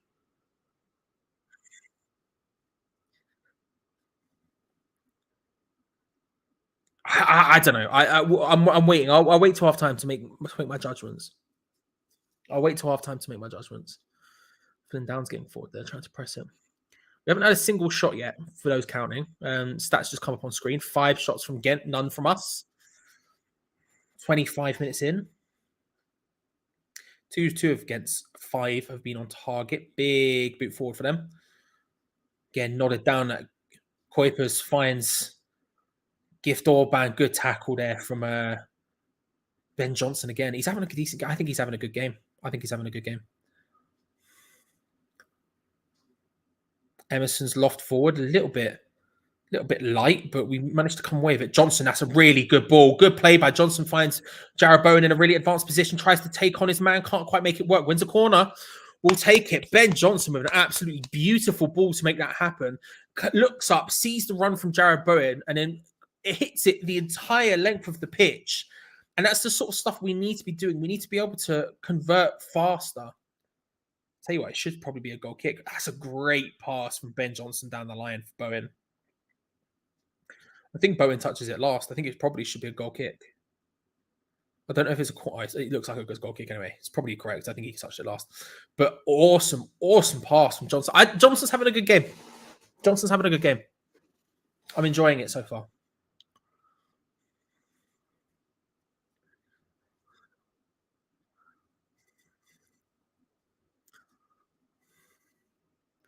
Yeah, he really should have. After you got past that first man, you're wanting to get it in instantaneously. Once he took it past his man, just bang, get it in there, dink it in, do whatever, just get it in there. Didn't quite work out.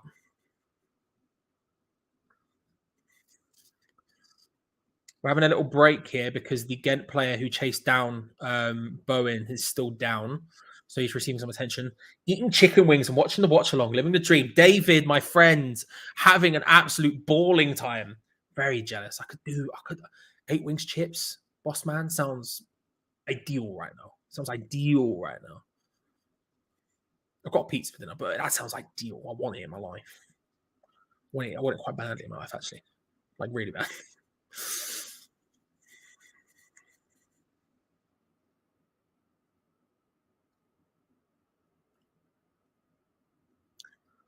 Looking at the again there. Getting a magic spray out for the Gent player. Oh, the Gent manager's a big boy, isn't he? Just seen him. He's a big boy, isn't he? I'm very keen on this Gent manager. He looks great. I'm here for it. I want him in my life. He looks like a baker. He looks like a baker. I'm very keen. I bet he makes a mean. I bet he makes a mean Yorkshire pudding. could be my hunger talking there, but I think we do. Now Bonner's down, holding his shoulder. He doesn't seem very happy at all. He falls down very awkwardly, lands almost directly on his shoulder, instantly rolls. Oh, he lands very unkind there. Bonner instantly rolls over and hasn't moved since, basically. This is what I thought. I mean, that's just awkward.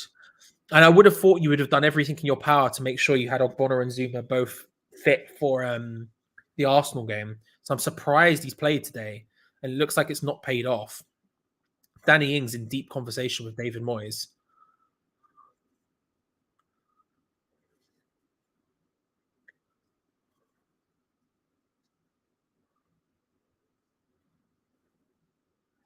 So I'm trying to see if I can get any lip reading off them at all. I can't. Obviously, I can't. I'm not a talented person. Listen. Listen. Do you make a good Yorkshire pudding? These are the questions I need answered. One begets the other. You're 6'6", Alex. Bloody hell, fair play. Large man. Large geezer. You know?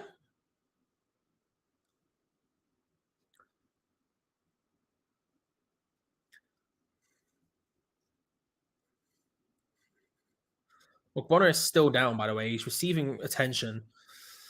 We're going to see some stoppage time at the end of this half, given the two people who have gone down so far. But Bonner still hasn't even got back up yet, which isn't good to see. Harsh. Do you remember she walked straight onto the stage at one time? Do you remember that? Do you remember that, Raymond? Right, she came out. I think it was a Tory party conference, right? Apologise for this. I think it was a Tory party conference, right? And she just I need to angle the camera up slightly. Oh, Bonner's still down, by the way. I'll tell you when that changes, right? And she was like, do you know what I mean? She just came in with just an almighty vibe of someone who was going to cut funding to the NHS. You know what I mean? Don't want to get political about it, but if there was an energy, if my voting intentions were based on struts onto stages, she would have had my vote. Unfortunately, it's not. So she didn't. But, that's the way these things go. Ogbonna is back up. He's gone off the pitch now.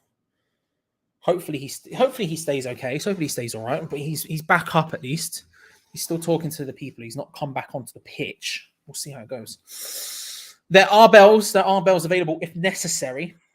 There are bells available. I can't remember how many, but there's at least one. There's at least one. I can check at halftime just how many. Was he? I did not notice that, Foxes, at all. Did not notice that. To be fair, I'd have a panic attack. If it's in the lower area, I would have a panic attack. Because that would be a terrifying moment.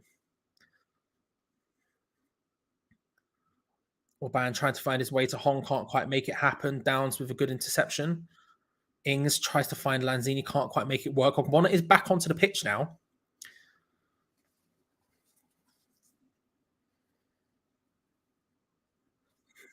Good to see. It's a 3-4-3-ish, Oliver. The three up top is a bit of, but yeah. It's the three up front is a bit of an argument you can have, but it is a 3-4-3-ish. I didn't see this at all. But then again, I was walking around the room at the time, so I probably missed it. Free kick in a good area for West Ham. Soufal to take it. Slightly over to the right-hand side, but relatively far forward. In Dimitri Payet's shooting range, certainly, but this is going to be a cross from Soufal. We've got big boys up there. Ogbonna's in there. He gets played in, looking for again. The back post can't quite make it work. He goes up a second time, and it's easily saved. Easily captured by the goalkeeper. Rises, collects it, holds it true.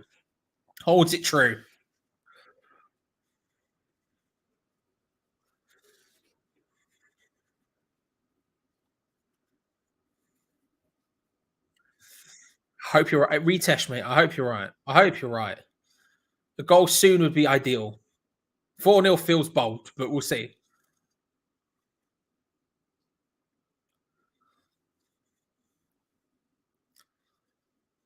There's a yellow card to someone. I think it's Ogbonna. Cut to Ogbonna. Yeah, it was. Pardon me. It cut to Ogbonna, so I assumed it was. Ogbonna picks up a yellow card for the the hands on Orban. They both go up for the header. He collects a yellow. Means he misses the reverse fixture. So he physically can't play that many games in a row because he's going to miss next Thursday regardless. Ogbonna, he was on a yellow. Who's the other one on a yellow? It's Mubama. I think if Mubama picks up a yellow in this game, he'll miss Thursday as well. Next Thursday. Oh, good ball forward from Gent. They haven't got the numbers, but... Oh, that's a really good pass into Kuipers. Can't quite get the finish.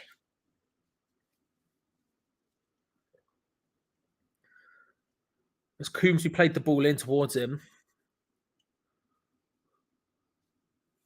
It was a nice ball over the top, and then Coombs who just picks up the ball from the pass from I'm not sure who, and just the dink over the top to Kuipers does really well and can't get the finish. It's well defended by Ben Johnson. I think Ben Johnson's having a good game.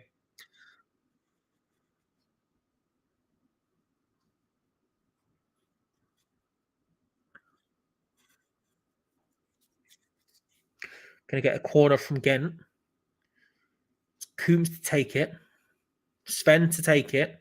From the left-hand side, he has a short option. He whips it in.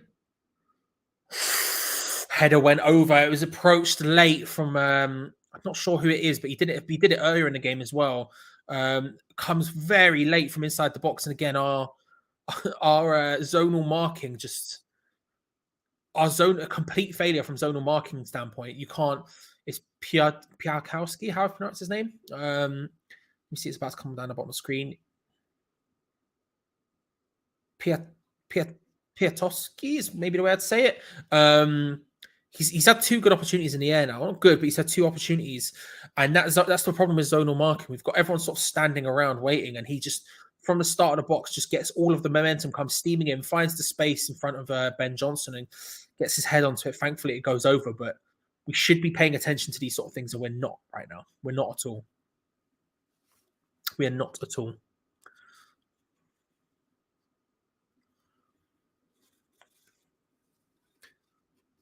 No, it's just UEFA. So it'll go... Oh, I can see people in the chat saying it. But hello, everyone. Here's Charlie Walsh, late as per usual to the story. No, it will just be in Thursday.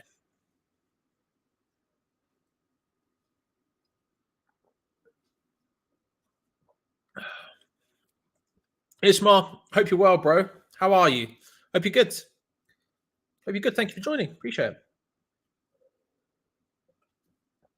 Oh, that's a good ball into Kuipers. Turns, hits it, can't quite make it work. Fofana can't quite find the space. Hooked away, but not very far. Ooh, punt from range from getting well over, but dangerous. Dangerous, dangerous. We are very, very, very against the ball right now. They almost made it work twice there. And then the clearance away from Johnson was lackadaisical. And the shot from range, it was a wild one. I respect it. Sort of shot I would have taken from range, if we're being honest. But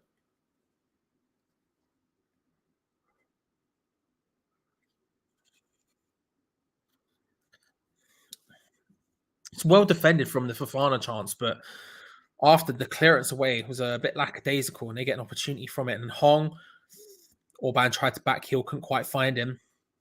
Does well to cut inside there and keep possession of the ball, holding off Johnson, who just fights him all the way. Ben Johnson just decided you're going on the floor here. If anyone has the answer for Lewis, make sure to lob it at him. I would say Lewis, not super well. Just Orban just holding him off, just holding him. And Ben Johnson in the end literally just shoves him to the floor. It's going to be a free kick in a not great area for Gent, if we're being honest. It's very far. It's far away. It's to the left. It's a crossing opportunity, basically. You got big Sven Coombs over it. Whips it in. Nodded down and then hoofed. I was going to say away by Bowen, but it really wasn't. Thankfully, Desart's header to try and get it back into the box is poor and it gets forced all the way back. But I'll be honest with you, this is Yeah, I agree with you. I agree with you, Stu. I'm not keen on this at all. I'm not keen on this at all. It's a good question. It's a good question, Breezy, and I'm not sure what the answer is, my friend. I think I don't tend to use the term very often, and I'll say this, suitable to what your amazing videos are. In Football Manager terms, I get very annoyed whenever I buy someone on deadline day, and then every single time a journalist goes, "Is this a panic buy?" And I'm like, "Bro, I just decided to buy someone on the last day. It's not that deep." He was a panic buy. Danny Ings was definitely a panic buy. Not to be that guy, but panic buy. We're not getting goals. Get a striker. There's no other way to think about it. He really was a panic buy. He makes no sense. He flicks it onto Downs there, who carries it down. Jarrod Bowen charging it in. Can't quite make it work. Can't quite make it work. Tries to pull it back with his strong foot. Ends up trying to clip it with his right. Can't quite make it work. And it's going to be a corner to West Ham on the right-hand side. Right-hand side. But yeah, I don't know why we bought Danny Ings at all. It doesn't really make any sense at all. But there we go. What can you do? What can you do? That's just life. Very West Ham of us. Should put this somewhere. Lead it in. Oh my god. Oh! It's 1-0. It's 1-0. That is goalkeeping. What the hell just happened? Holy moly. We take those all day. All day, all night, and twice on Thursdays. Mate, what was that? It's played in. The goalkeeper, under no pressure, drops it. It deflects off. He under literally no pressure, deflects off again. It goes in off. It goes in off Aguerre's hand, I think, if I'm being honest. But he doesn't. It's not like he tries to handball it. If this gets disallowed, I'll be honest with you. I think it's a bit ridiculous if it gets disallowed because he literally could not have meant that less if he tried. Mainly because who's expecting the goalkeeper to give it to you, to your hand? It makes no sense. Do I think it will get ruled out? Yeah, I probably do think it will because it did hit his hand last. But my God. I'm trying not to look at chat because I know you lot will be slightly ahead of me. It's gone to VAR. If we somehow score, if we're somehow 1-0 up at halftime without having a single shot in the half, this would be incredible. VAR. Handball. No goal. No goal. I'll be honest with you. I think it's a little bit ridiculous that that's not counted. The Baker's very happy. The Baker's very happy. I think it's very... yeah, it was. It was. That goalkeeper has made... I've never seen a man so lucky. That was one of the worst pieces of goalkeeping I've seen in a long time. That was awful. That was truly, truly awful. But give us a bit of confidence. Let's come forward. Let's make this happen now.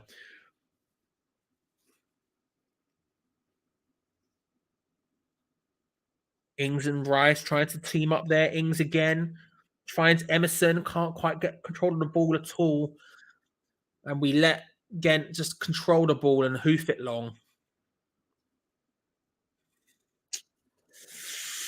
That was... I understand how it was ruled out. I just disagree very strongly with it being ruled out. Because he didn't mean it. He didn't. He barely knew it was there. Oh well, what can you do? It's 0-0. It is the rules. No, it is the rules. James is right. It's not poor at all. It's the rules. If the ball goes in off the hand, regardless of where the hand is, it will be disallowed. Natural position only applies to things like penalties. It's not even a natural penalty. It's just like it's the rules. It is the rules. I just disagree with the rule, but that's fair enough. That's fair enough. If that's the way the rule is worded as well, then that's totally fair enough. I understand it. That's fine. I just disagree with the rule, but that's fair. It's annoying. It's annoying. No, I know it's. You won't see me at any point say it was the bloodless. You won't see me at any point say it wasn't a hand. I said it before they'd even brought it up on the stream. The first replay, I was like, "That's hit his hand." It's just a shame. But then again, Have we scored? Have we had a shot on target yet? Have we had the shot yet? I don't think we have. Don't think we have.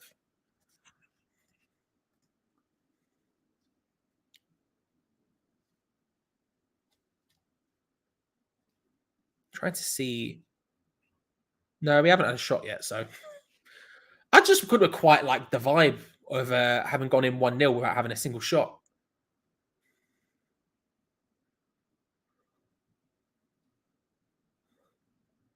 Jared Bowen finds Lanzini, manages to find Downs, who whips it in, headed away.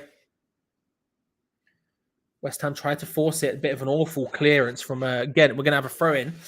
Unfortunately, it's just a throw-in. Thing is, there's a really easy option to take this throw, but for some reason, we're going to go long, and it's not going to work. Just do it short to Johnson there. Yeah, that's what I wanted. Look at us with possession. Oh, wait, no, it's fine. It's fine. Ignore me. Ignore me. Johnson in beautiful position, picks up the ball, tries to loft it into the box. Nah, you're good.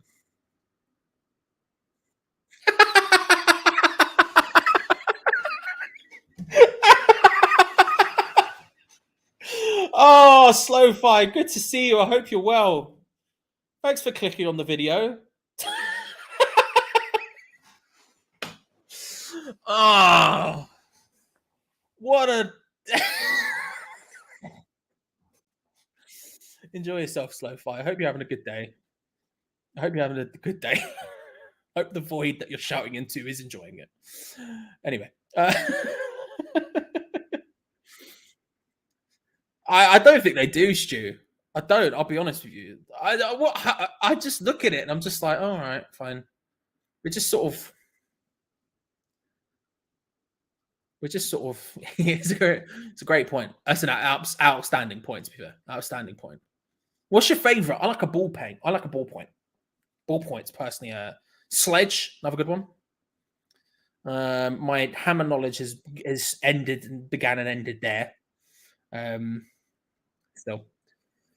Gent coming forward. 6 minutes of added time, by the way. Whipped in. Declan Rice cuts it out. He cuts it out at least.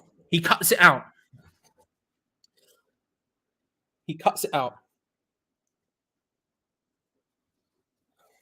It wasn't great, but he cuts it out, and I'll take that. Yeah, Geo's going to go at James. Geo is going to. I don't know what to expect from Geo. It should be angry, right? I'm expecting an anger, but I don't know. We'll see. Whipped in from a corner from Gent. When it comes in, they've just been better. They have just been better than us. You look at it, they just have been better than us. There's no other way of putting it. They're getting. We haven't had a single shot yet. They've had just another one there. Again, the zonal marking is just all over the shop today. It really is. It really is.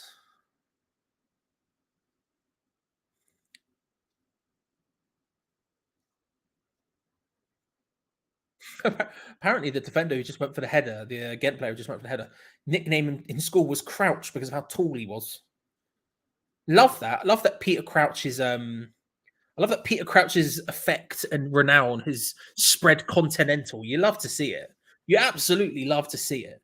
You know, he's a good lad and he deserves to be known Europe-wide. Europe-wide, you know. I just like the idea of some Belgian people being like, Crouch. I'm sure there's been a big Belgian boy. Well, this is a good opportunity. Crouch comes forward. Sufao comes forward, finds Lanzini. It's cut out. He's just in my mind now. Just thinking about him non-stop. Oh, that's a really good throw. Quickly, Ings! It's in. It's in. That is 1-0. First ever European goal for Danny Ings. First shot of the day for West Ham. Despite already having a goal, that has to count, right? Part of me thinks Ings might have been offside. I guess we'll have a look at the replay. But it is, as it stands, West Ham 1, Gent 0. Everyone's looking at the screens on the Gent bench. It's thrown quick. Good for once. Good work for a throw-in. Oh, it's very tight. It's very, very tight. For once, a throw-in of ours worked. What a time to be alive. Throw short.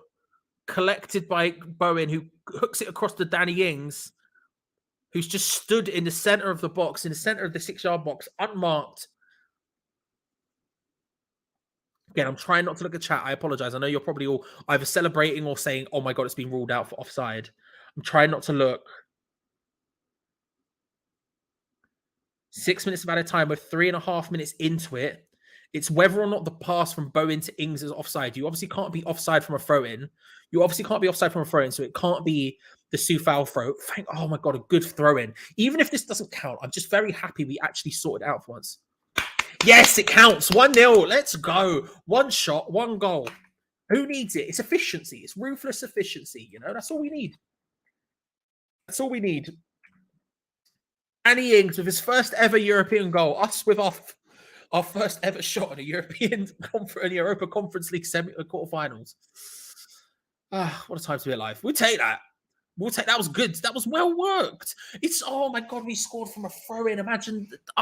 Yes. Yeah, it's so rare we do that. Our throw-ins are the worst I've ever seen. And we just, out of nowhere, got really good with them. It has changed. Sometimes talk has changed. It's gone from angle to bloody hell. We're getting away with that, aren't we? I don't get how we're so bad at it, Harry. I really don't. It's been for years as well. We're just awful at it.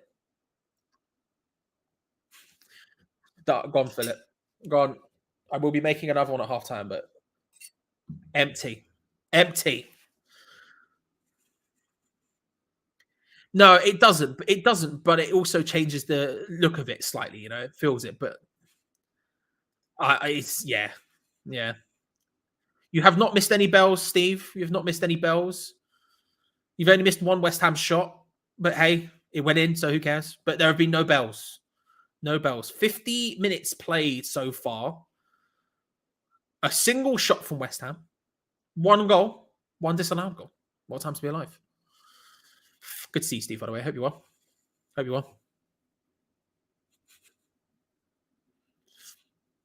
Just thinking about slow fight again. What a guy. Looking to spread it across. Orban does well to nip in ahead of Emerson there with what was quite a poor pass in the end from Desart. Coombs plays the ball forward to the right-hand side. Gent trying to work it forward. Not working for them this time. Big hooked pass does well, though, to find a bit of space.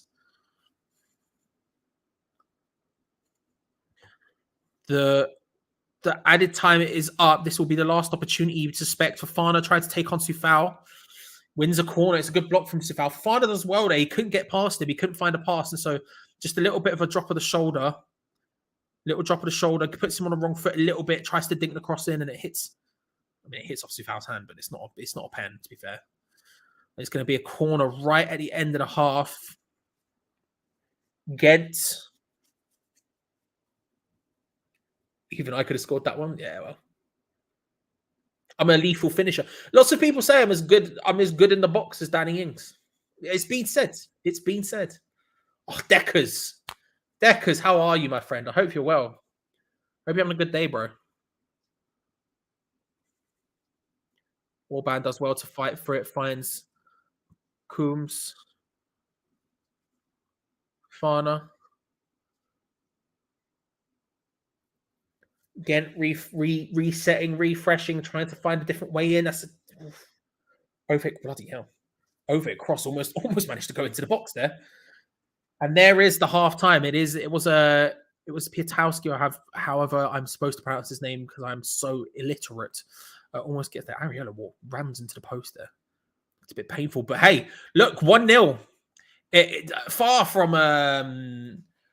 from convincing or fun. However, we take it. A bad performance so far, I think. Nowhere near what we should have been. I think realistically, I think we should have been a lot better than that. I think Begin have been the better side. They've had all of the opportunities. We've had one shot. And I think the fact that we're 1-0 up is Gent will find themselves they'll be upset about that, and they should be, because they've been the better team. I don't think there's any other way to look at it other than they have been the better team. They have created all of the opportunities. They've snuffed us out pretty well. Exactly what we were talking about before the game, with them forcing us out wide and crossing it in, and just like doing exactly what we do to the opposition has come to pass. They have done exactly that, and they've done it well. They've defended well. They've stopped us from getting any real opportunities. Don't get me wrong, there is a certain half of that is us not knowing how to create those opportunities, but they've done well at doing that. But ultimately, Geo, somehow with one shot, we come away 1-0 in the lead. Clinical. We are clinical. Ruthless efficiency is how I was describing it. Mate, just at the end, the commentator said it was a great finish. Like, I feel harsh laughing. Yeah. But he was... As someone said about a minute ago in the chat, even I could have finished that one. It was 6-yard box, unmarked. Ball came to his foot.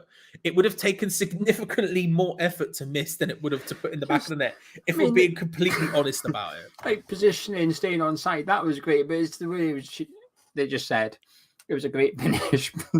Not sure about that one. It was competent, but anyway, that amused me. How'd you feel? We're winning. I'm happy.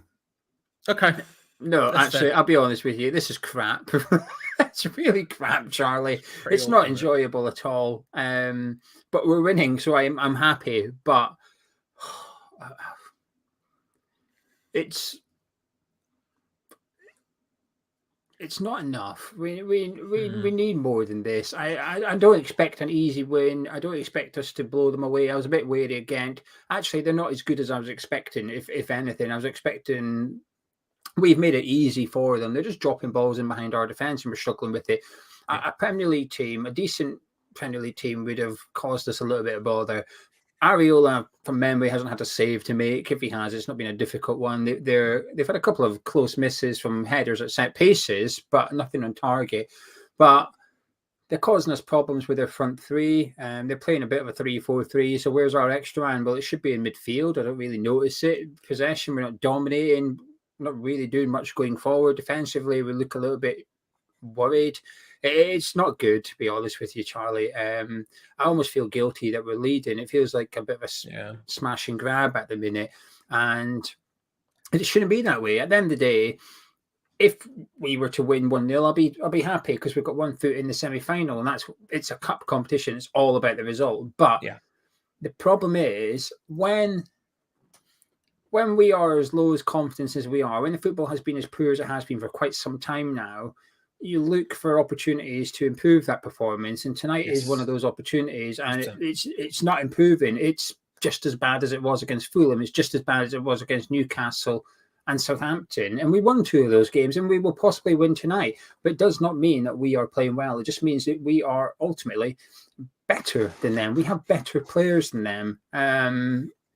The pleasing thing is the throwing was fantastic. Sufal got it, quick throw into Jared Bowen, great ball into Danny Ings, and he does really well to stay on side. The goal was really good, but apart from that, come on, this is. I think Gent will obviously be very annoyed that they're somehow losing this game. They're probably thinking, how the hell's this happened, kind of thing. They've been tactically, they look better than us. They've got a bit of a game plan, whereas we don't really tend to have one. How are you meant to evaluate? I'm looking at this game when the lineup come out. I'm thinking, is this what we're going to do against Arsenal? This formation? I don't know, but certainly we need to look at Danny Ings a little bit and say, well, can we use him for the rest of the season? Because what we've seen against Fulham would suggest not really. So he's got a different partner up front. We're playing a different formation. Okay, can we now get the best out of Danny Ings? I would argue on what I've just seen, yes, we can. He's literally had one chance and he scored it. He's in the right place, right time. That is a good striker. What Danny Ings did was what a good striker does. Bowen is a good partner for that striker. He didn't even look. He just thought, smash that across, and Ings should be there, and Ings was there. That's what you want from your partnership. They've not had the ball at all. They've had nothing. Neither of them have had anything to get off. The most I've seen from Ings and Bowen is chasing back. They're running backwards, chasing the defender with the ball. It's not good viewing, Charlie. I'm not enjoying this. It's crap. It's absolutely crap. Yeah, I think the only other the opposite of the argument, right, is that we're like, if we were to play this formation, we'd have to play this formation to make it work, and whether the formation is working or not is a different question. Like you said, I think it got him into the right position at the right time, but I think he's always probably going to be in the right position at the right time with this sort of thing, and I think that's the positive. I look at it and I'm just like, I don't know, man. I just don't. Would we be able to create and do anything better if we had our 100% first choice players in? I'm not convinced. Maybe. Is Paqueta better than Lanzini? Yes, I guess, but like, there's not like, he's been anonymous though. Lanzini's been a disappointment. I've barely seen him, barely noticed him in that first half. The only time I noticed him is when he's kicking the ball away when they get a free kick. Yeah, there was one thing that happened early on that I was like, oh, okay, but outside, I don't know. Anyway, I'll go run to the toilet. Thank you, Charlie. Deal with the chat. Right, let's see what you're all saying now. Just get your thoughts in about the first half, please. I will see what you're all saying. Paul says, Moyes cannot be judged on the conference campaign. We haven't played anyone anywhere decent. The Prem is where he should be judged, and it is awful. Mark says, a lot of our players hardly get a game, so no wonder they're rusty with no reserve games. I get it. It's not really reserved, though. Ings, Bowen, Rice, Downs has had plenty of football. Emerson, Aguerd, Ogbonna. They've had the players playing tonight. I think have had loads of football between them recently as well. I think so anyway. Skizzle says, thanks for he loves my honesty. That's all you're going to get. It doesn't mean you're going to agree with it. It doesn't mean you're going to like it. But I'll be honest. I'll give you my honest opinion. Aitman says he's a bit wary of the referee, seemed a bit card happy, but for us, not for them. I fears him sending someone off. Yeah, I have to agree. I'm not keen on that either. I felt both yellow cards were a bit harsh. I'm not even sure Downs is a free kick, in all honesty. He gets the ball, then he pulls his legs back, and then they'll Bonner one. It is a late challenge. It is a free kick. A bit harsh to book him just for that, but there we are. I don't know. I'm not saying he's treating us unfairly because I don't think Gent's really done any fouls yet, to be honest. The small niggly ones, but nothing like what Flynn Downs has done. So we'll wait and see if he balances it out. Chippy said too much passing sideways and backwards in midfield. Rice is trying to drive it on. Lanzini's not sure. Maybe Fanals instead. Downs and Ogbonna on a booking, so he's nervous. Scarborough says we're away from home, winning 1-0. The plan's working so far. Need more control in midfield. Get Paqueta and Cornet on. Danny says we've been so poor, no threat. The defence has been okay. They've been the better side by far and actually felt bad when the keeper chucked it into his own net. Shocking, but we're 1-0 up. Mancunian says switch to back four. When we play three centre-backs, they always look at sixes and sevens. Can't carry on like this and hope for the best. Garrett has been beaten in the air, which is worrying. Jordan says, like watching table football, never known a team's defensive shape to be cut into pieces with simple passes like ours. Alan saying, come on, fellas, we're winning. If we do this for the next 4 games, we win the tournament. Yeah, no, we're winning. That's the positive thing, but it doesn't mean we're playing well. Christian says, obviously, we're playing for the win. We're winning, so play for a draw. Nick a goal tactics are working, but that doesn't make it less pathetic.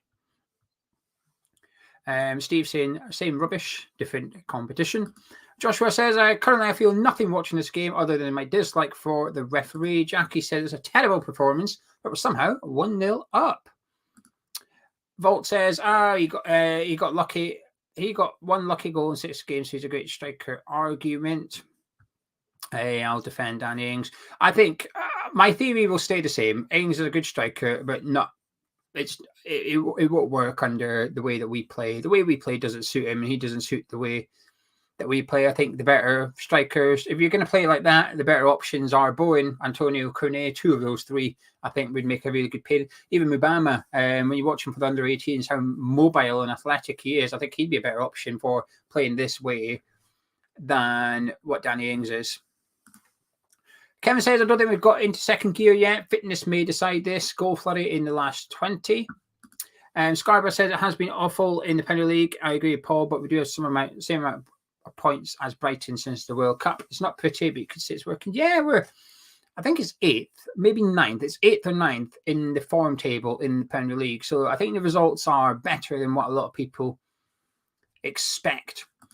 Leo says, I'm not going to lie, Ben Johnson not being able to play from the back is hurting us, but it doesn't help when we are static. Paperball says, we're winning. It's emotional. It's West Ham. Please be more upbeat. We have enough misery in the day job.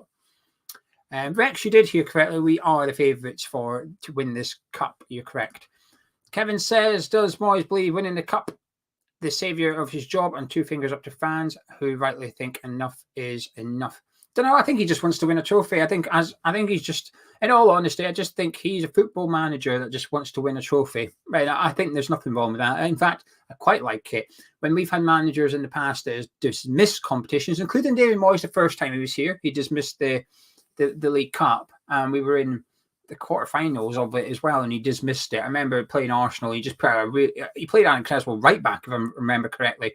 So, but since he's returned the second time, he's taken all the competitions seriously, every single one of them. Europa League, Conference League, the FA Cup, the League Cup. He's been fielding strong teams in them. We haven't done well in those competitions, obviously, but he's been fielding strong teams. And bar the League Cup with Blackburn, it's taken Premier League opposition to knock us out. So Moyes does take the cup seriously, and that I'm pleased with. And I think he'll do the same again with the Conference League. I think he wants to win it. And I think he's just a manager that wants to win the cup. I don't think he necessarily thinks it'll save his job. I don't think he necessarily wants to give 2 fingers up to the fans or whatever. I think he just wants to win a trophy. Maybe I'm being a bit too simple, but I think that's what it. That's how I see it. What would I change? I would take Ings off. Yes, I would take Danny Ings off at half-time. I think probably Lanzini as well. I think Downs on a booking's a bit of a risk, but you've got to trust him. I think sometimes you've just got to trust your first team players not to do anything silly. I've seen nothing from Downs before while at West Ham that would suggest he will get sent off. So I would be taking Lanzini off for. I would take Ings. I would take Ings off for Kone, and I'd put Downs off. Lanzini off for Fornals. So Lanzini, Ings off, Kone, Fornals on. I think that's what I would do. Maybe Ben Rama, but I would wait for that a little bit. I'd put Fornals in there just for ball retention and tighten up the midfield a little bit. Try and get the ball on the. Try and get us on the ball. I mean, to be fair, I'll be honest with you, Scarborough, I forgot about Paqueta. I don't know how. I just forgot that we had Paqueta on the bench. But yeah, Cornet for Ings, I would do at half time. Vault saying to bring Ings off for the resting for the Arsenal game. I disagree. It's not even to rest him. It's genuinely just because I don't think the game's suiting him. Just because it's quite end to end. We were already playing quite stretched before we scored. Now we're 1-0 up. It's going to be even further stretched. So I would like Cornet on to exploit any space behind their defence, a little bit of pace on the counter attack. So yeah, I'd get Cornet on at half time for Danny Ings. Michael, same shape. I'd probably leave it as it is. I get why people want to go to a back 4 because I don't feel it's been working. But I do worry that we switch to a back 4 that they'll be able to exploit us having just 2 centre backs. I don't feel comfortable with us playing a flat 4. I haven't been impressed by Gent. I'm impressed by their tactics. I think it's working, trying to drop that ball in behind our defence. Causes us a little bit of bother. So I would keep it as a 3 or a 5, depending on how you want to look at it for now. And just try and tighten up the midfield a little bit, just trying to keep the ball a little bit better, move it about and get a bit more pace in the attack and exploit that potential counter-attacking opportunities that we're going to get in the second half. So that's what I would do. Boot says, get Johnson off. Absolute liability. Nigel says that Ben Johnson's been horrible. Timmy says he's not on the bench. He is, Timmy. He is. Dean says, remember I said we'd beat Arsenal this weekend earlier? I take it back. It's all right. I won't hold you to it. Don't worry. Final thoughts, Geo. Sorry, I'm eating a. I want to see Moyes being proactive. Subs now. I know you've just come back, but I would take Ings off for Kone. I don't care who he scored. He's done his job. Get Kone on there. Get some pace on there. And I'd probably take Lanzini off for, I said Fornals, but then Scarborough reminded me Paqueta's on the bench, and possibly Paqueta. But I think I'd stick with Fornals just in case Paqueta's not 100%. Get Fornals out there. And I'll bite your hand off for 1-0 right now, Charlie. If you offer me 1-0 before the game, I would have taken it. The performance is disappointing. Hopefully it can be an improvement in the second half. And I think it might be, actually, because I think the game's going to suit us now, which is Gent are going to have to come and have a go at us because they can't afford. While it's good for us to leave with a 1-0 lead, Gent can't afford for us to do that. They need to try and at least get a draw out of this to give themselves a chance at the London Stadium. So I think we'll win 2-0. I think we'll score again in the second half. So fingers crossed for an improved performance. Well, I'll happily take that, Geo. And I'll be looking forward to seeing it on the review. And Geo will be back, ladies and gentlemen. However, we have a second half to contend with. It's Gent 0, West Ham United 1. in Belgium in the Europa Conference League quarterfinal first leg. It's about to kick off the second half. Referee's got the whistle to his lips. Everyone seems ready. There's been no changes for either side. And there we are. We're underway. Come on, your irons. Deploy the boys. There we go. There we go. There we go. Right, I can change that back now. Big second half to come. It would be nice if we got, say, a second shot. That would be nice. Imagine that. 2 shots would be fun. We'll see how it ends up playing out. Like Geo said, I think it does work for us. It's something we've spoken about time after time after time in these watch-alongs, is when we go in the lead. That suits us massively, massively. It doesn't matter who we're facing. If we take the lead, that's a really good sign for us. We are much, much better from the lead than we are at other positions. And it's going to force them to come at us. So it can only suit us in this position. It can only suit us. Thank you. Yeah, artists. Like the video, everyone. I mean, we hit our 300, so I'm buzzing. But listen, like the video. Let's see how far we can get.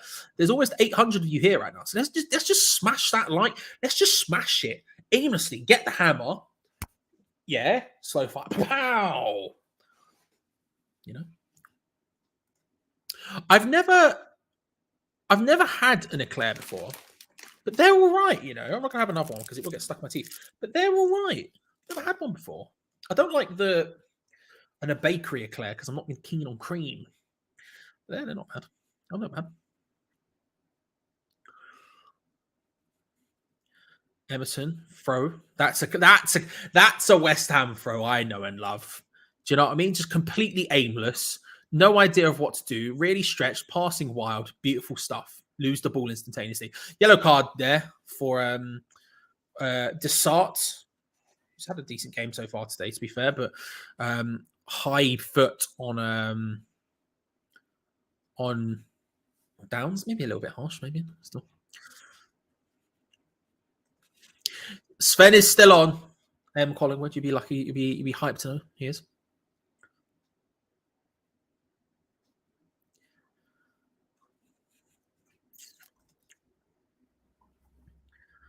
We take the free kick quickly, lose out the ball instantaneously. He hates it. Fair. Give it a nice, you know, give it a little like Bond villain stroke of the cat type stroke. Should work.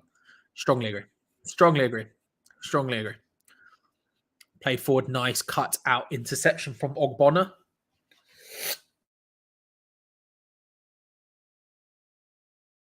Bloody hell, that one was sudden, wasn't it? As you can hear, the cold not entirely gone, but you know, mostly.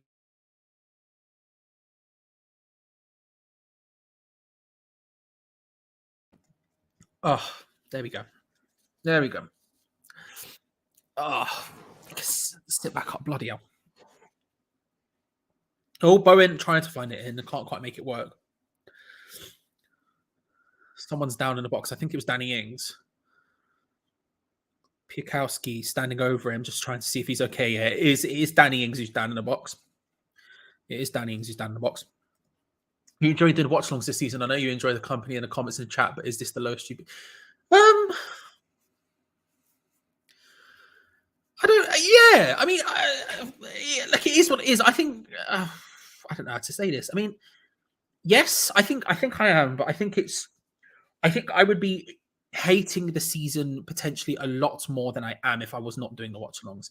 I think it helps that when the games are awful, you know, I can turn to the chat and the chat is here and we can all sort of moan together and have fun together and we can watch it together and deal with that.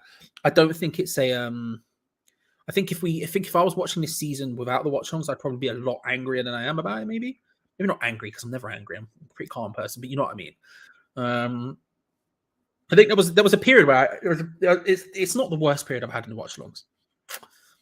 December 2020 through to like there was a couple of months there where I was like I had an awful time. But yeah. I think doing the watch-alongs, if anything, helps me with this season than it does hinder it. You know.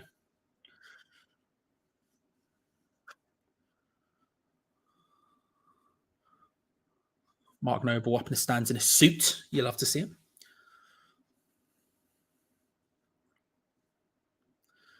I always say, oh, no A tops. Just ugh. Just a negative guy, just a negative experience every time you see him. In the pub, just doubled this year. No, I think you want behind the scenes from Hammer's chat. We don't really do. It's a very complicated situation with the money. I will say that. So yeah, the money doesn't really come into an effect when I say whether I enjoy stuff or not. If I'm being honest. But again, I don't think you can. I think if you're doing, especially West Ham YouTube, I don't think you can focus on the money because there's just not. It's just not a thing, you know.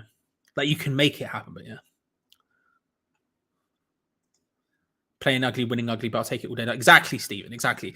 Like ultimately in this game, like Geo just said, the result is the result. That's what you want. Ultimately, it doesn't matter too much. It doesn't matter too much. Like if it is a crappy smash and grab 1-0 win, it's a 1-0 win in a quarterfinal of a European competition. I'm not going to sit here and complain too much about it. But at the same time, obviously, we want to play better. We want to be better. At the same time, thank you. Pedigree, you know. You're not wrong. Also, thank you. Yeah, it's one of those situations where we'll take it regardless. But I prefer it a little bit more comfortable. I'm less comfortable in this than I was against Fulham. I think when you compare like this game to the Fulham game, like Gio was saying, I mean, like Gent are on the ball now. We're in a relatively good position. 5 minutes into the half, they're trying to work their way into the box. In these positions with Fulham, I was very confident they weren't going to score. I was like, whatever. Yeah, you all heard it. A lot of you were telling me to shut up because I was being maybe a bit too blasé about it. Awful ball from Gent was going to be a goal kick. I was very, very comfortable that Fulham weren't going to score. In this, I'm not as comfortable. We'll see how this half plays out because I don't think I started saying that until probably the 70th minute. So we've got 20 minutes to go to see how this second half plays out and whether Gent can create as much as they were doing in the first half, and whether we maybe find a different level of defending now we're 1-0 up and we're not maybe opening ourselves up isn't really what we were doing, but you know what I mean. We'll see how it ends up playing out. Good knockdown from Danny Ings there. Jarrod Bowen, awful pass, loses out, and it's going to be Gent to come away with it. But we'll see. I'm less comfortable now than I was against Fulham. I will say that.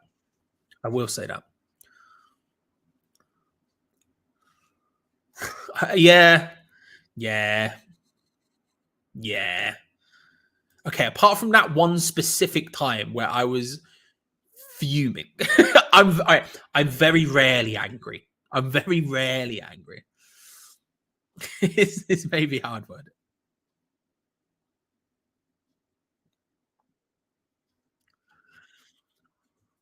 We're certainly not having a go at them right now.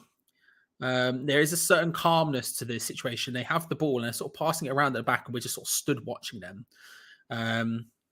Danny Ings got a goalie. Danny Ings. But yeah. Fofana trying to work his way down the left-hand side for Gent. Can't make it work, pardon me.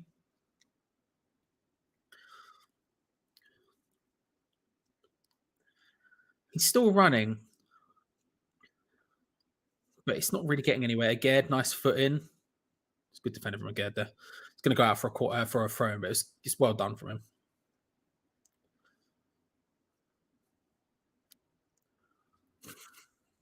The vibes, Lewis. The vibes. Can't wait. It'll come back eventually. Don't know when. We had that 4-0 win a couple of weeks ago. That was fun. That was a fun day. Never happening again, mind. It was a fun day.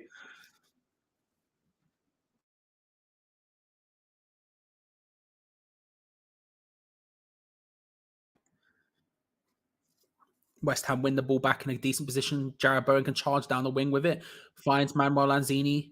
Short to Rice. Wide to Emerson. Back to Rice. This is shooting range for Rice. Thank Christ he doesn't go for it. Just a nice dink across to Sufal. Super useful, but he kept position the ball and didn't shoot. So that's a positive. We've managed to play our way into trouble somehow, but that's fine. We still have possession of the ball. Oh, nice back heel from Lanzini. Finds Sufal. Ball in. Not great. Declan Rice does well to pick that one up. Good work, Declan. Gerd loses out. It's going to be a Gent throw. It's going to be a Gent throw. Oh, Ben, how are you, sir? I'm all right. A bit of a cold, but I've only sneezed once so far this stream. So if anything, that's a positive.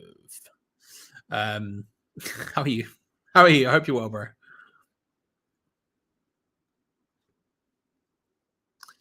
Whenever I get the opportunity to, Dan, I will. Whenever I get the opportunity to, I will. You know, I'm a big fan. Big fan. But, you know, the chocolate homunculus is not wrong. I'll say that. The chocolate homunculus is not wrong. Decent defending, terrible pass. It's going to be a throw into Gent inside our half.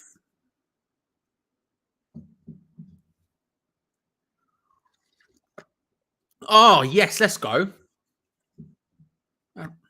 How are you? Well, kick my toes and call me Tony. Well, lick my toes, maybe. How are you? I hope you're well, bro. How are things? Welcome to stream. Hope you're good. Hope you're well. Hope you're well. Oh, itchy nose. Itchy nose.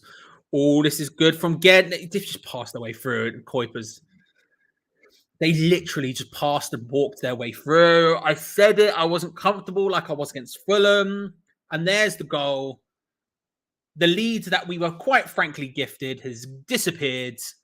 And Gent are back level. It's West Ham United 1, Gent 1. And it is defending only befitting West Ham season. They just walked and passed their way through the centre. There was so little stress from that.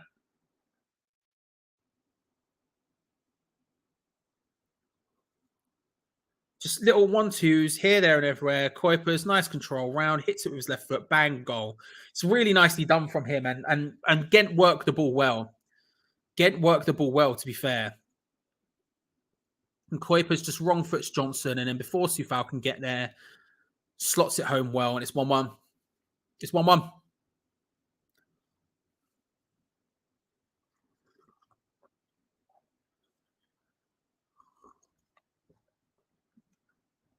There wasn't an official one. There wasn't an official one. It's maybe something we should look into. Ben Rama getting ready to come on, but there wasn't an official one. It's been enough calls for bells. It's been enough calls for bells, so we'll get the poll going.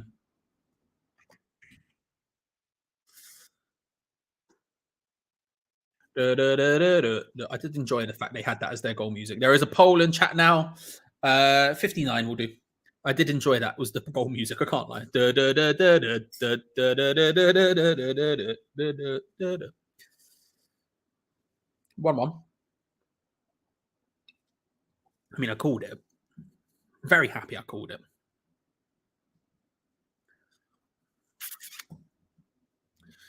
We're just not very good, are we? I think what we're seeing here is we're just not very good. We're just not very good. I'll be interested to see if Ben Rama comes on for. Probably Lanzini if we're keeping the formation. You would suspect. Can't really be anyone else. It probably has to be Lanzini, doesn't it?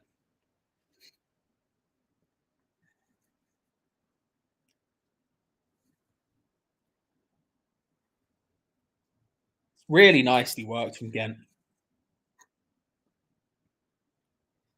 Really nicely worked. And Kuipers just takes it, just wrong foots in, slots it home. It's a good finish. It's a good goal. Good finish, good goal.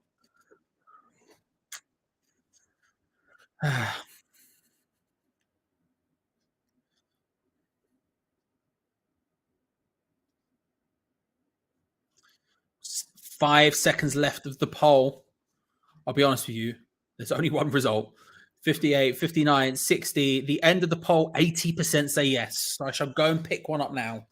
80% say yes, 20% say no. That's the problem, right? If you're in a situation where you don't really, you're just like, whatever, as long as we win, we win. Bro, you just got to win then. You know? Well,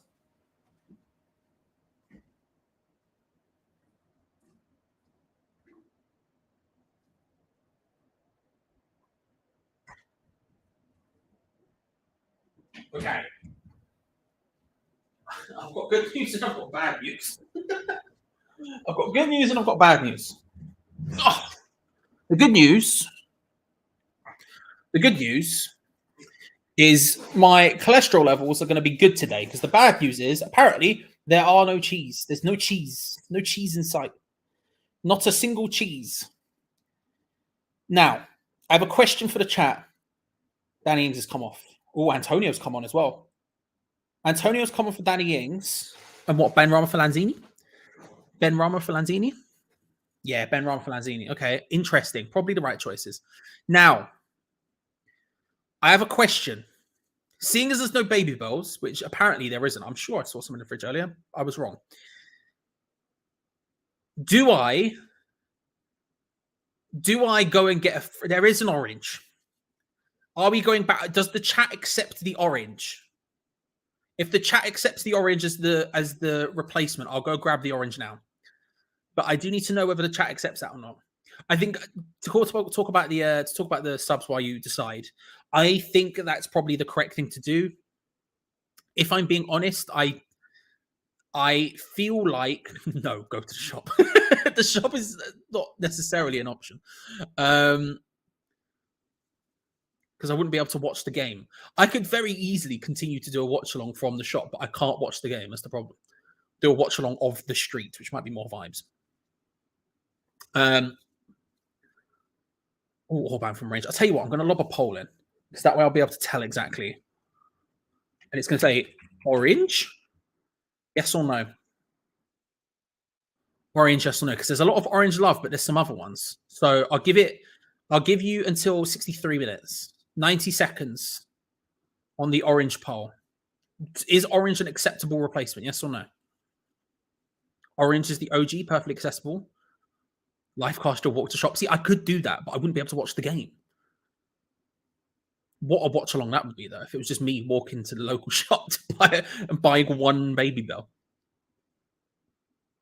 I know. I thought I did. I even went to the shop as well, Alex. And it's poor, man. It's poor. It's poor behavior from me. I think it's the right. I do think it's the right subs. I disagreed with what Geo was saying about this. Probably proves Danny Ings can work in it. For me, I think it proves that he can't. I think I've had the exact, but that's because we've not created anything. There's not changed. The change is just that we trust the person to put the ball in the net at the other end, which is an upgrade, but I don't think it's the thing, right? So at that stage, I'm not convinced. I don't know, but we'll see how it ends up playing out. I think bringing on Antonio is probably correct. Ben Rama, we'll see, but I think that's probably correct as well. Gent are going to make a sub. 60 seconds left at the poll. It's very close. It's very close. The orange poll is very close. The overwhelming majority of yes for the baby bell. The orange is a lot closer, so you're going to have to get your thoughts in quickly.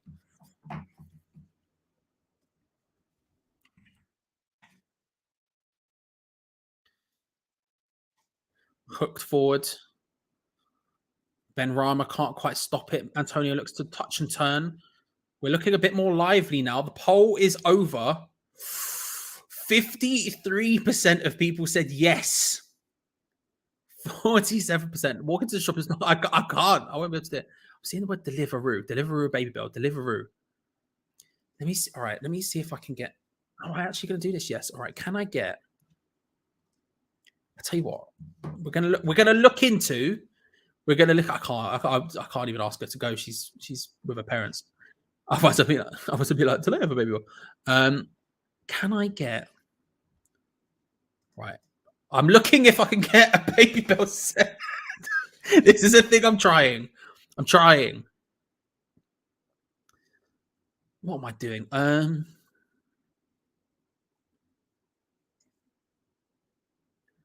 It's going to take a while. Hong comes off and on comes Ojiafo.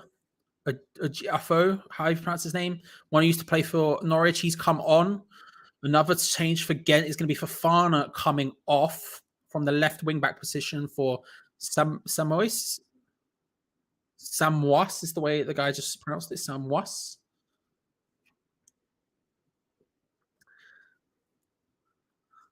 And then the final sub, Taruna Riga is how it was pronounced, off. And Norino Fortuna comes on. I'm currently looking through places near me to see if any of them sell baby bells on. What am I doing? Baby bells. I'm trying, ladies and gentlemen. I'm trying. If not, I'll just have to go to the orange. Played in, header away from Nayef again. Thankfully, Gent maintain possession of the ball, looking to try and work their way forward down the right hand side. Poor pass. Poor pass, and we're going to win a goal kick from it, which we'll take.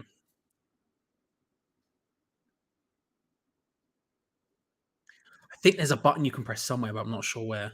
I'm not sure where.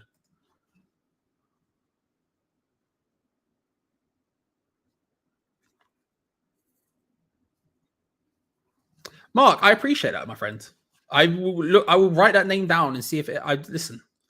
I appreciate it. Thank you. Thank you.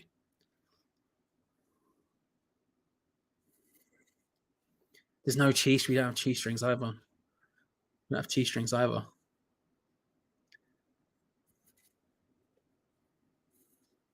I mean, you're not wrong. You're not wrong. West Ham with the ball, Ogbonna with it, trying to come forward, finds Declan Rice.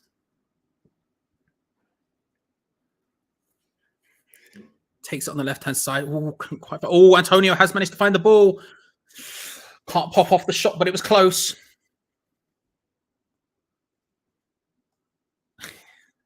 Yes. I think this did he eat today?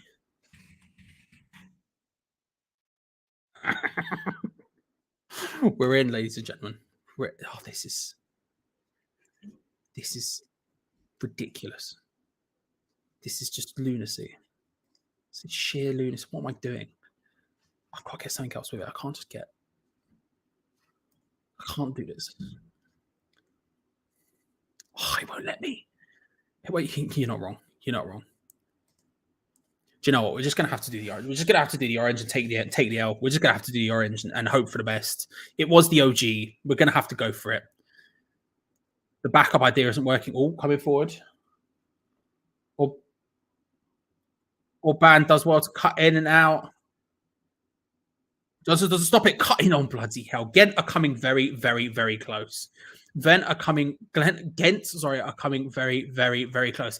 I'm not going to risk it because it's going to take too long. So I'm gonna have to get the orange is the move. Orange is the move.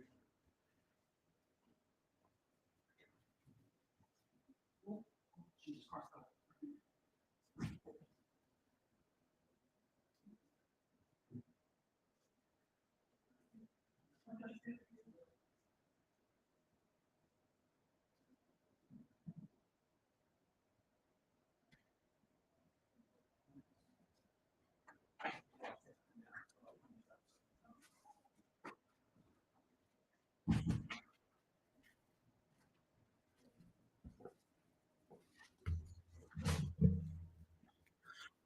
The timings weren't working out. I looked, but they're saying like 20 minutes minimum. And at that stage, we're gone. It's happened. It's over. Gent are coming forward again. So we're going straight in, ladies and gentlemen.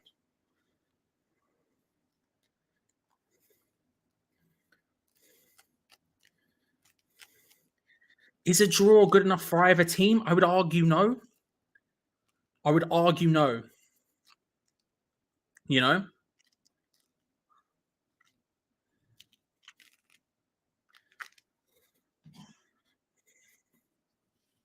The entire peel in one go. This is a good sign. Now, do I check it? No, I don't. I haven't done this in a while, and it's gonna be a mistake. But I will say this because I can't talk for the next 30 seconds or so. This is a very, very dodgy moment for West Ham. It feels very on edge. Gent feel like they're the better team. We've got 20 minutes to go. Is a draw good enough for either team? No. Who's going to score more likely? It feels like Gent at this stage. Also, 1000% yes, Danny Dyes, Chocolate Monkey List. 1000% yes, it's happening.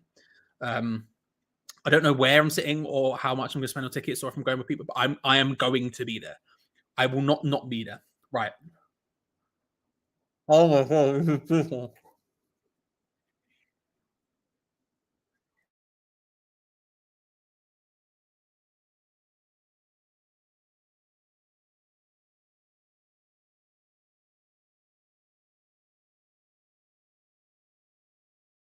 It's so cold. It's so cold.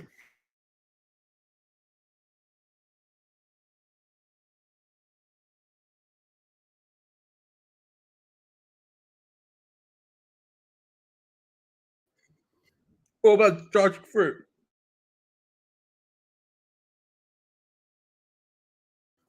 Good tackle in the end, but I think it was Emerson or I don't think it was Downs for the original one, and then Emerson wins a free kick. Oh, that was so cold. That was so cold because I keep it in the fridge, and then I bit into it, and then it was just freezing. It was an easy peeler, by the way, for someone who's criticizing the orange. We're back to the orange arguments again. It's truly like watching West Ham 2 years ago.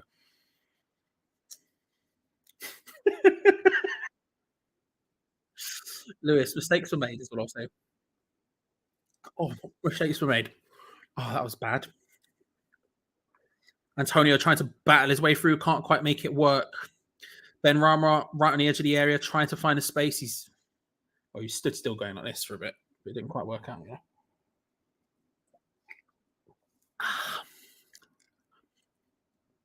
Antonio plays it out wide, whipped in from Sufal. Can't quite find Bowen, who was there. Ooh, well done by Jared Bowen there, getting in there. Emerson looking to whip the ball in, can't quite make it work. I'm interested to see what the formation is because I can't quite put it together since Ben Rama's come on. He seems to be basically very, very wide left. Like he's basically on the touchline non-stop is Ben Rama. And Antonio is more central, Jared Bowen on the right. I don't know. We seem to have changed to a more traditional 4-3. Pardon me, a more traditional 3-4-3 at this stage. Declan Rice can't quite get the tackle in, and now Gent can come away with the ball.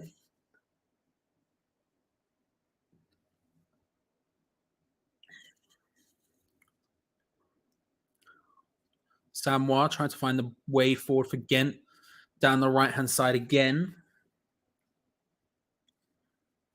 Good interception from Downs there. Poor defending from us. I didn't like how passive it was, but it was a good interception in the end. Declan Rice charges forward, but I thought a clean tackle on Ben Rama gets criticised as a foul, but I thought it was clean. Still, I'm surprised at the amount of dislike with Ben Johnson, by the way. I think he's played okay, but I'm surprised. I mean, I've always thought that I was one of the more negative people on Ben Johnson, but yeah, you lot are not keen on him, are you? You lot are not keen at all. I'm surprised to some extent.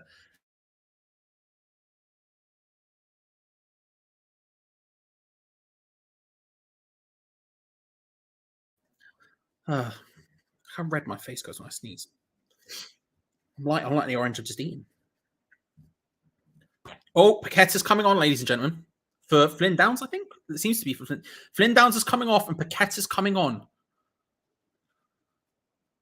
Interesting. Very interesting. We're going for it. We're putting on big boys, so we're having a pop. Michael Antonio offside. We're having a pop.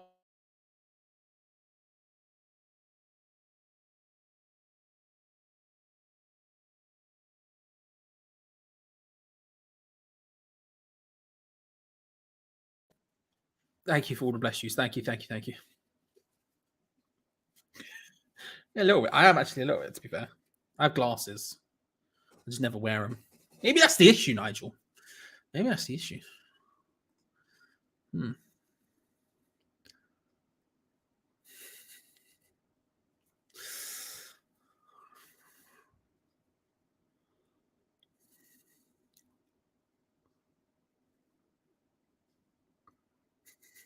Thank you, man. I appreciate the vibes.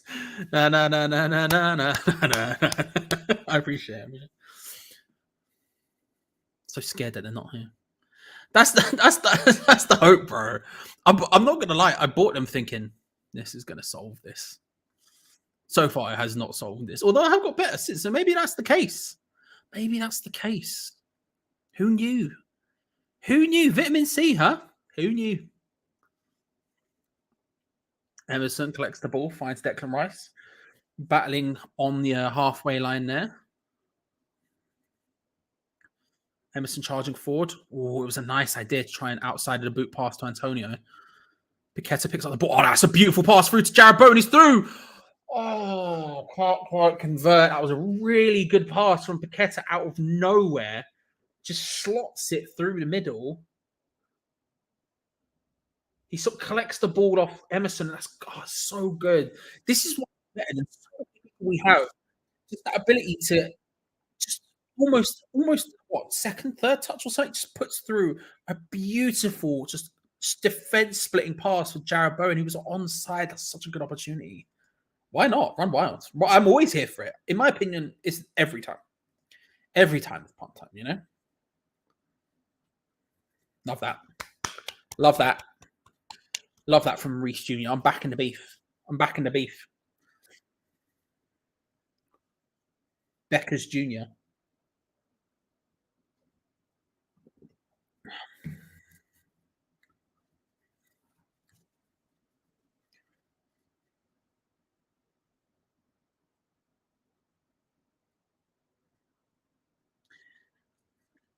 Is Scott here? If Scott, well, regardless of Scott's here, I apologize to Scott specifically. I've let you down, mate.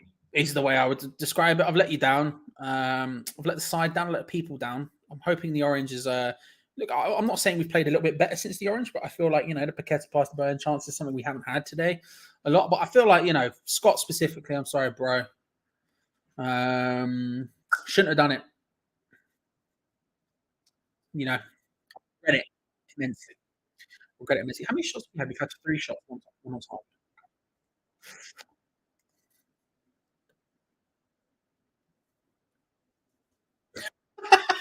Unreal commentary there. Unreal commentary there. The main commentator, I don't know either of the commentators' names, but the main commentator, they were talking about Paquetá, and they were saying there's a website. He goes, there's a website online, you know, where you can generate your Brazilian footballer name. And the co-commentator, again, I don't know her name, just goes, you need to get a life. And then the main commentator, in a very sort of Brenty kind of way, just went, you'll be on it later.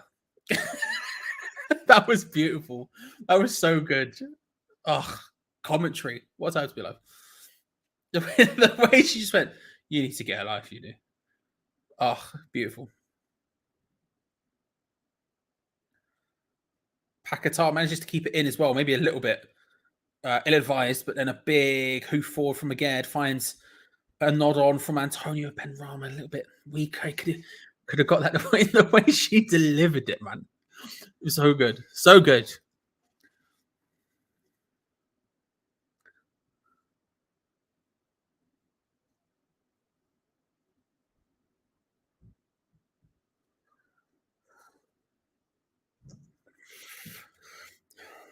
Hope forward looking for Antonio. Can't quite make it work again. Ooh. Orban went for it. It was an awful shot in the end, but he went for it. He just, from range, he went, watch this. He didn't want anyone to watch that. Did I? Hang on. I'm scrolling up. Yeah, I know. Trust me, I know.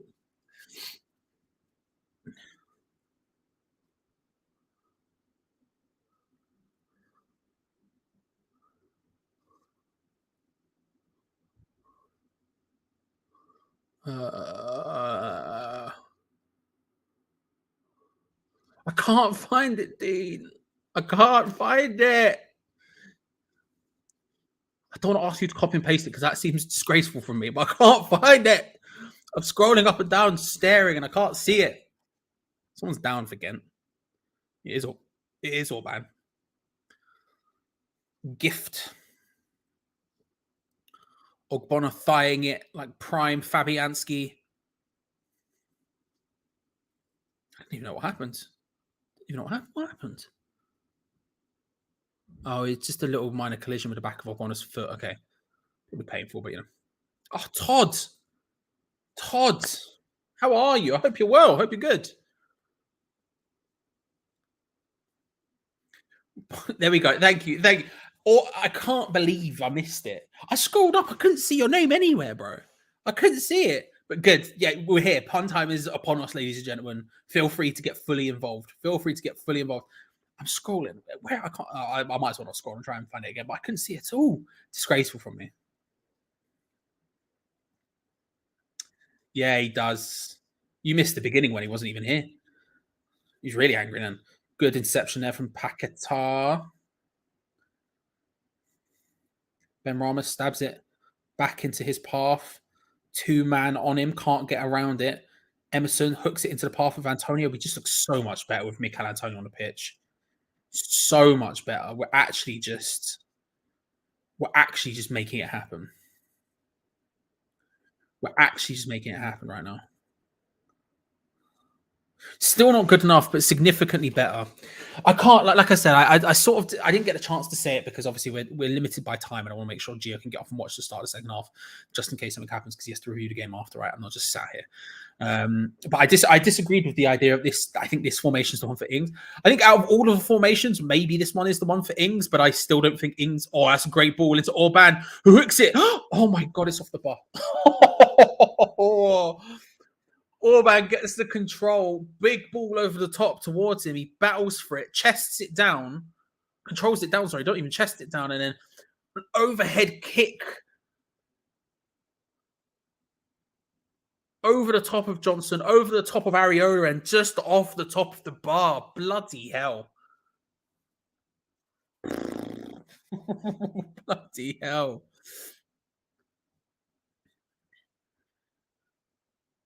Yeah, as I was saying, I think this is probably the best formation for Danny Ings, but at the same time, we're still not creating anything.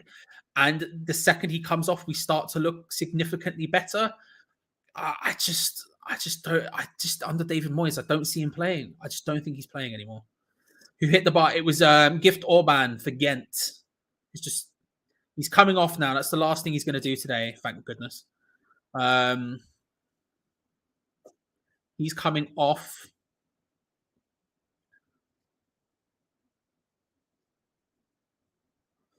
And on in his place for Gent up front will be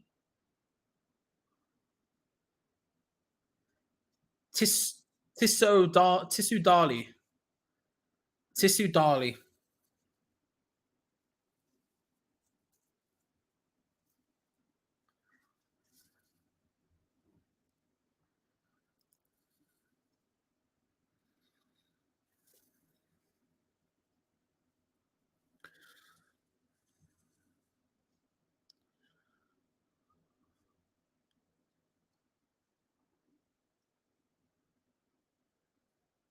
Ben Rama trying to battle for it. Can't win the ball. Gent come away with it.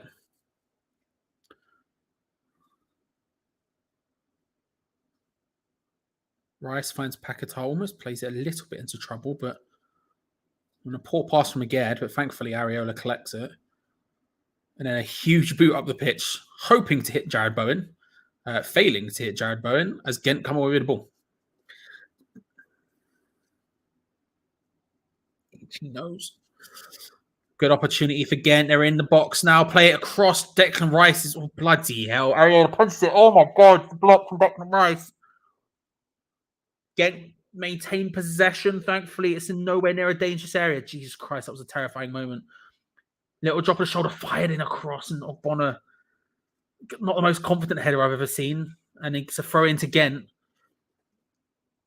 They take it quickly. Gent very much on top here. Thankfully, an awful pass gives us a throw in. Not that that's going to work out for us, but still, it is what it is.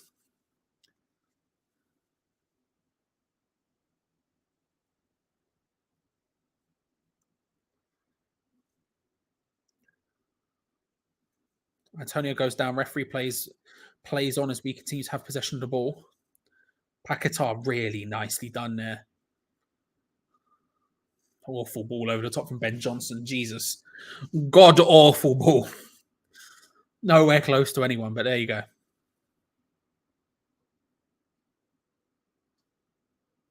Scamacca, for me, Scamacca every single day of the week. I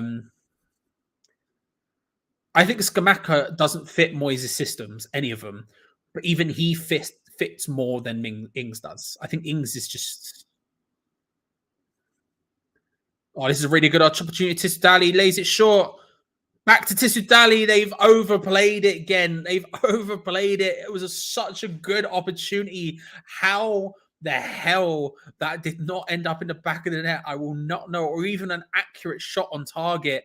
Through ball, they threw on goal. Tissoudali lays it short after, again, makes good recovery. It's back to him. And then the shot just awful at the other end of it. Tissoudali just completely fluffing his lines. It would have been difficult. He had to get past Johnson and Areola. Don't get me wrong. Johnson was very close to him in a good position, but that is an awful shot.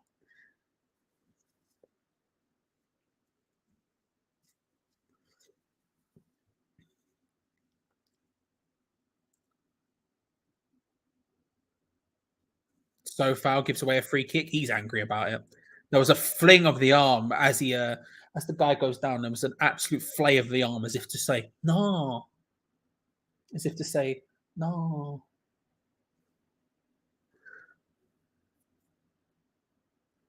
We found walking away with the ball. Very petulant behaviour. That's going to be a yellow. And Ben Rama is shouting at him. Just incredibly petulant behaviour from Vladimir Soufal there. Walks away with the ball like a kid who's decided to go home, then throws it far away as if to go, no. I like it when he just recklessly 2-foot someone, more than a, yeah. Aaron Cresswell about to come on. That's going to change the game. We're excited here. Aaron Cresswell, get hyped, ladies and gentlemen.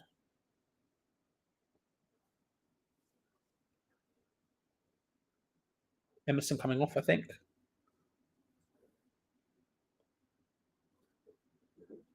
Yeah. Kuiper's just, as he's sprinting, his leg just connects with Soufal's leg, ends up tripping himself over. On comes Cresswell for Emerson, whips into the box, headed away from Ben Johnson. Oh, can't quite hook it away. Shot from range, deflects off Ogbonna's foot. Number 8 from I think it was OG Jarafo, yeah, it was, who just tries to, I don't know if it was a shot or a pass, I don't know what it was, but it goes past absolutely everyone and goes out for a goal kick, which we will be taking in any moment now. But yeah, 1-1. David Moyes giving some instructions to Ben Rama. It feels increasingly like it might stay this way. Although, like I say, I was very confident against Fulham. I was uber confident. I was like, they're not scoring. They're not scoring.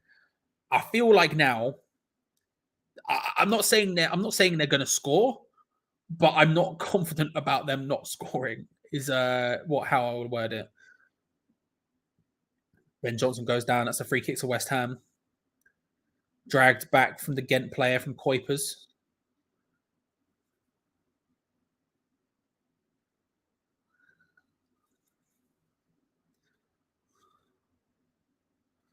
Basically a carbon copy of the Soufal one in a lot of ways. That just happened.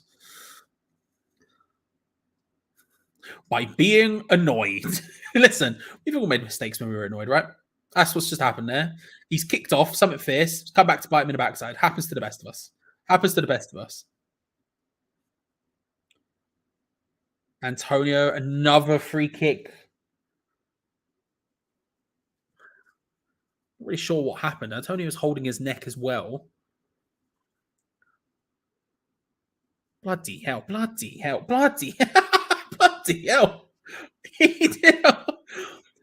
Desart comes flying in. I'll be honest with you, I don't think it's a foul. Desart comes flying in for the header, raises himself way above Antonio. Antonio's not trying to back into Desart because he doesn't even know Desart's there to begin with. He has a full-on car over the top of Antonio's head. Very impressive. Gymnastically.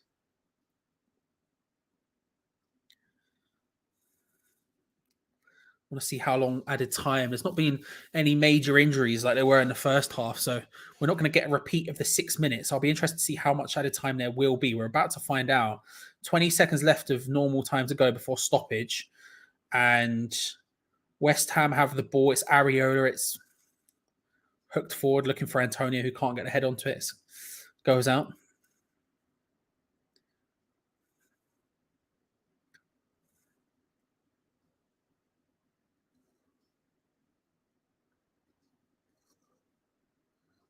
3 minutes of added time.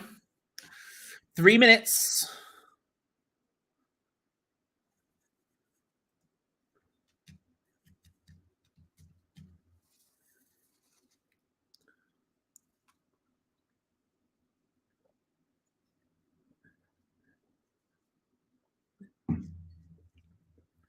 Again, trying to work their way forward once more on the ball. I've said it a lot today, and it's because it's basically been all them. Oji Girafo hits it from range. Well over.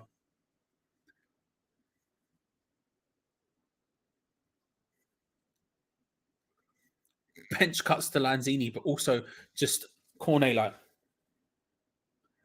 Not keen.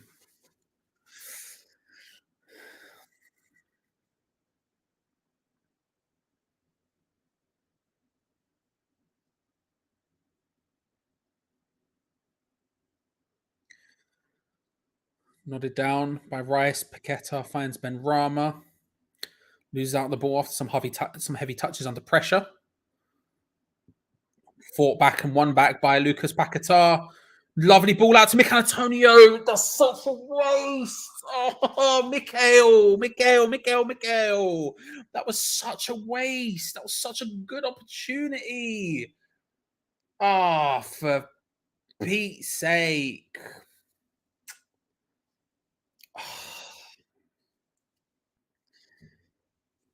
That was such a good opportunity. Paqueta finds him, and Mikel Antonio tries to just hit it first time, opens up his body, tries to place it on the far side and bend it around the goalkeeper, who's basically straight at him in the end. Oh, such a wasted opportunity. Do anything else. Do anything else. That's so frustrating. Big hook forward by Areola. Nodded on by Antonio, who can't get there on the follow-up. We've got about 40 seconds left of the game. 40 seconds for someone to grab a winner in the first leg. Second leg, of course, next week. Next Thursday at the London Stadium. That's really well done. Away comes Paqueta. Taken down. Ref. Oh, that's right on the edge of the area. The referee. Oh, he sent off the Gent player. Oh my God. I can't look. I can't look at the chat. Chat, I love you. Subscribe if you haven't already. Like the video, all that good stuff. I can't look because the spoilers will be about the plenty. Right on the edge of the area, at least right at the edge of the area, if not in it. Paqueta goes down. It's either going to be a free kick in an incredible position, arguably too close. We don't really have any world-class free kick takers in this team, or it's going to be a penalty. Let's look how close it was. Oof.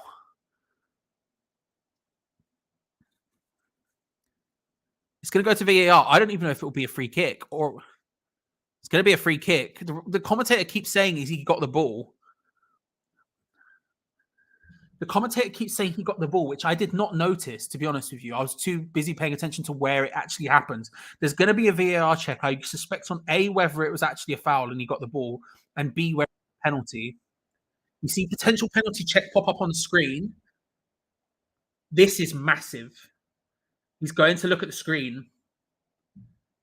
Obviously, the initial VAR check, he didn't need to. It did hit off Aguerd's hand. They were fine with that. This is a potential penalty check in the beyond stoppage time. Referee's going to have another look at it.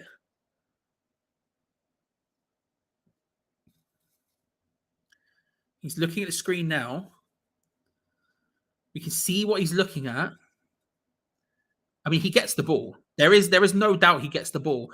And actually, even if you do think it's a foul, which, you know, after today, there's been some questions about whether or not that's a foul. I would argue that should be a foul if you're being consistent from before, which I don't think it should be a foul, but still, then it is definitely a free kick and not a pen.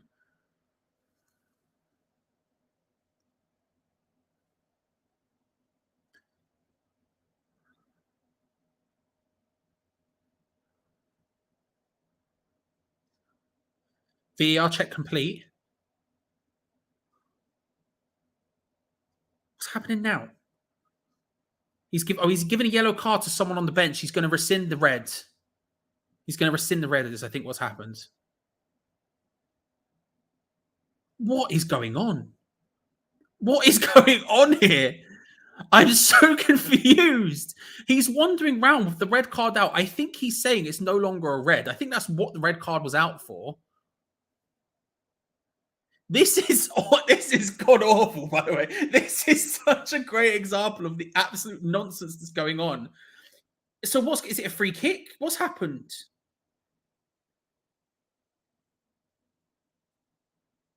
Paquetá comes away with the ball. He does really well. Now, the player does get the ball. He takes down Paquetá as he's doing it.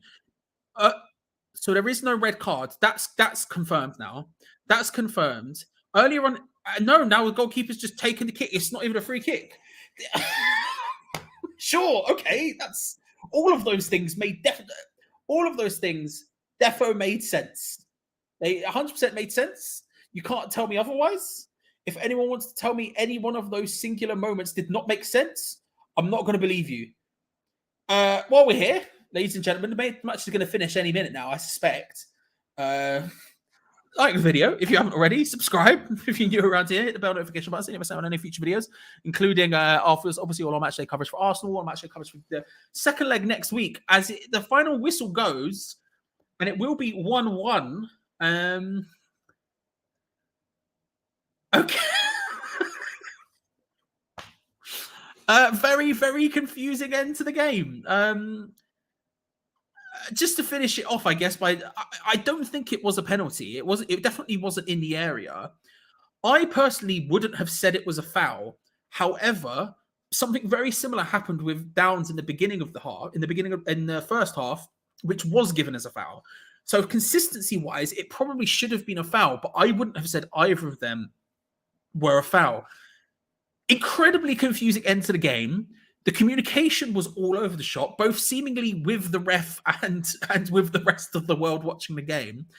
I'm just confused. But if you want a breakdown of what's happened to a more extent with the game itself, as well as that specific incident, Geo Gonzo will be live in just a second with the full-on match review. Before we do that, though, thank you very much to Bobby66. Thank you very much to Simon Smart, to Dave, Acid D, Punch Drunk Gaming, as well as Edgar Allen Bro for the donations into the full-time fund. Massively appreciate you all. And thank you, everyone, for watching. 1-1 is the final score. In Belgium. The second leg will be next week on Thursday. We'll be live on this very channel, so make sure to subscribe so you don't miss out on it, because I'll be looking forward to seeing you all there. Until then, come on, you irons, and we'll see you next time. See ya. Bye.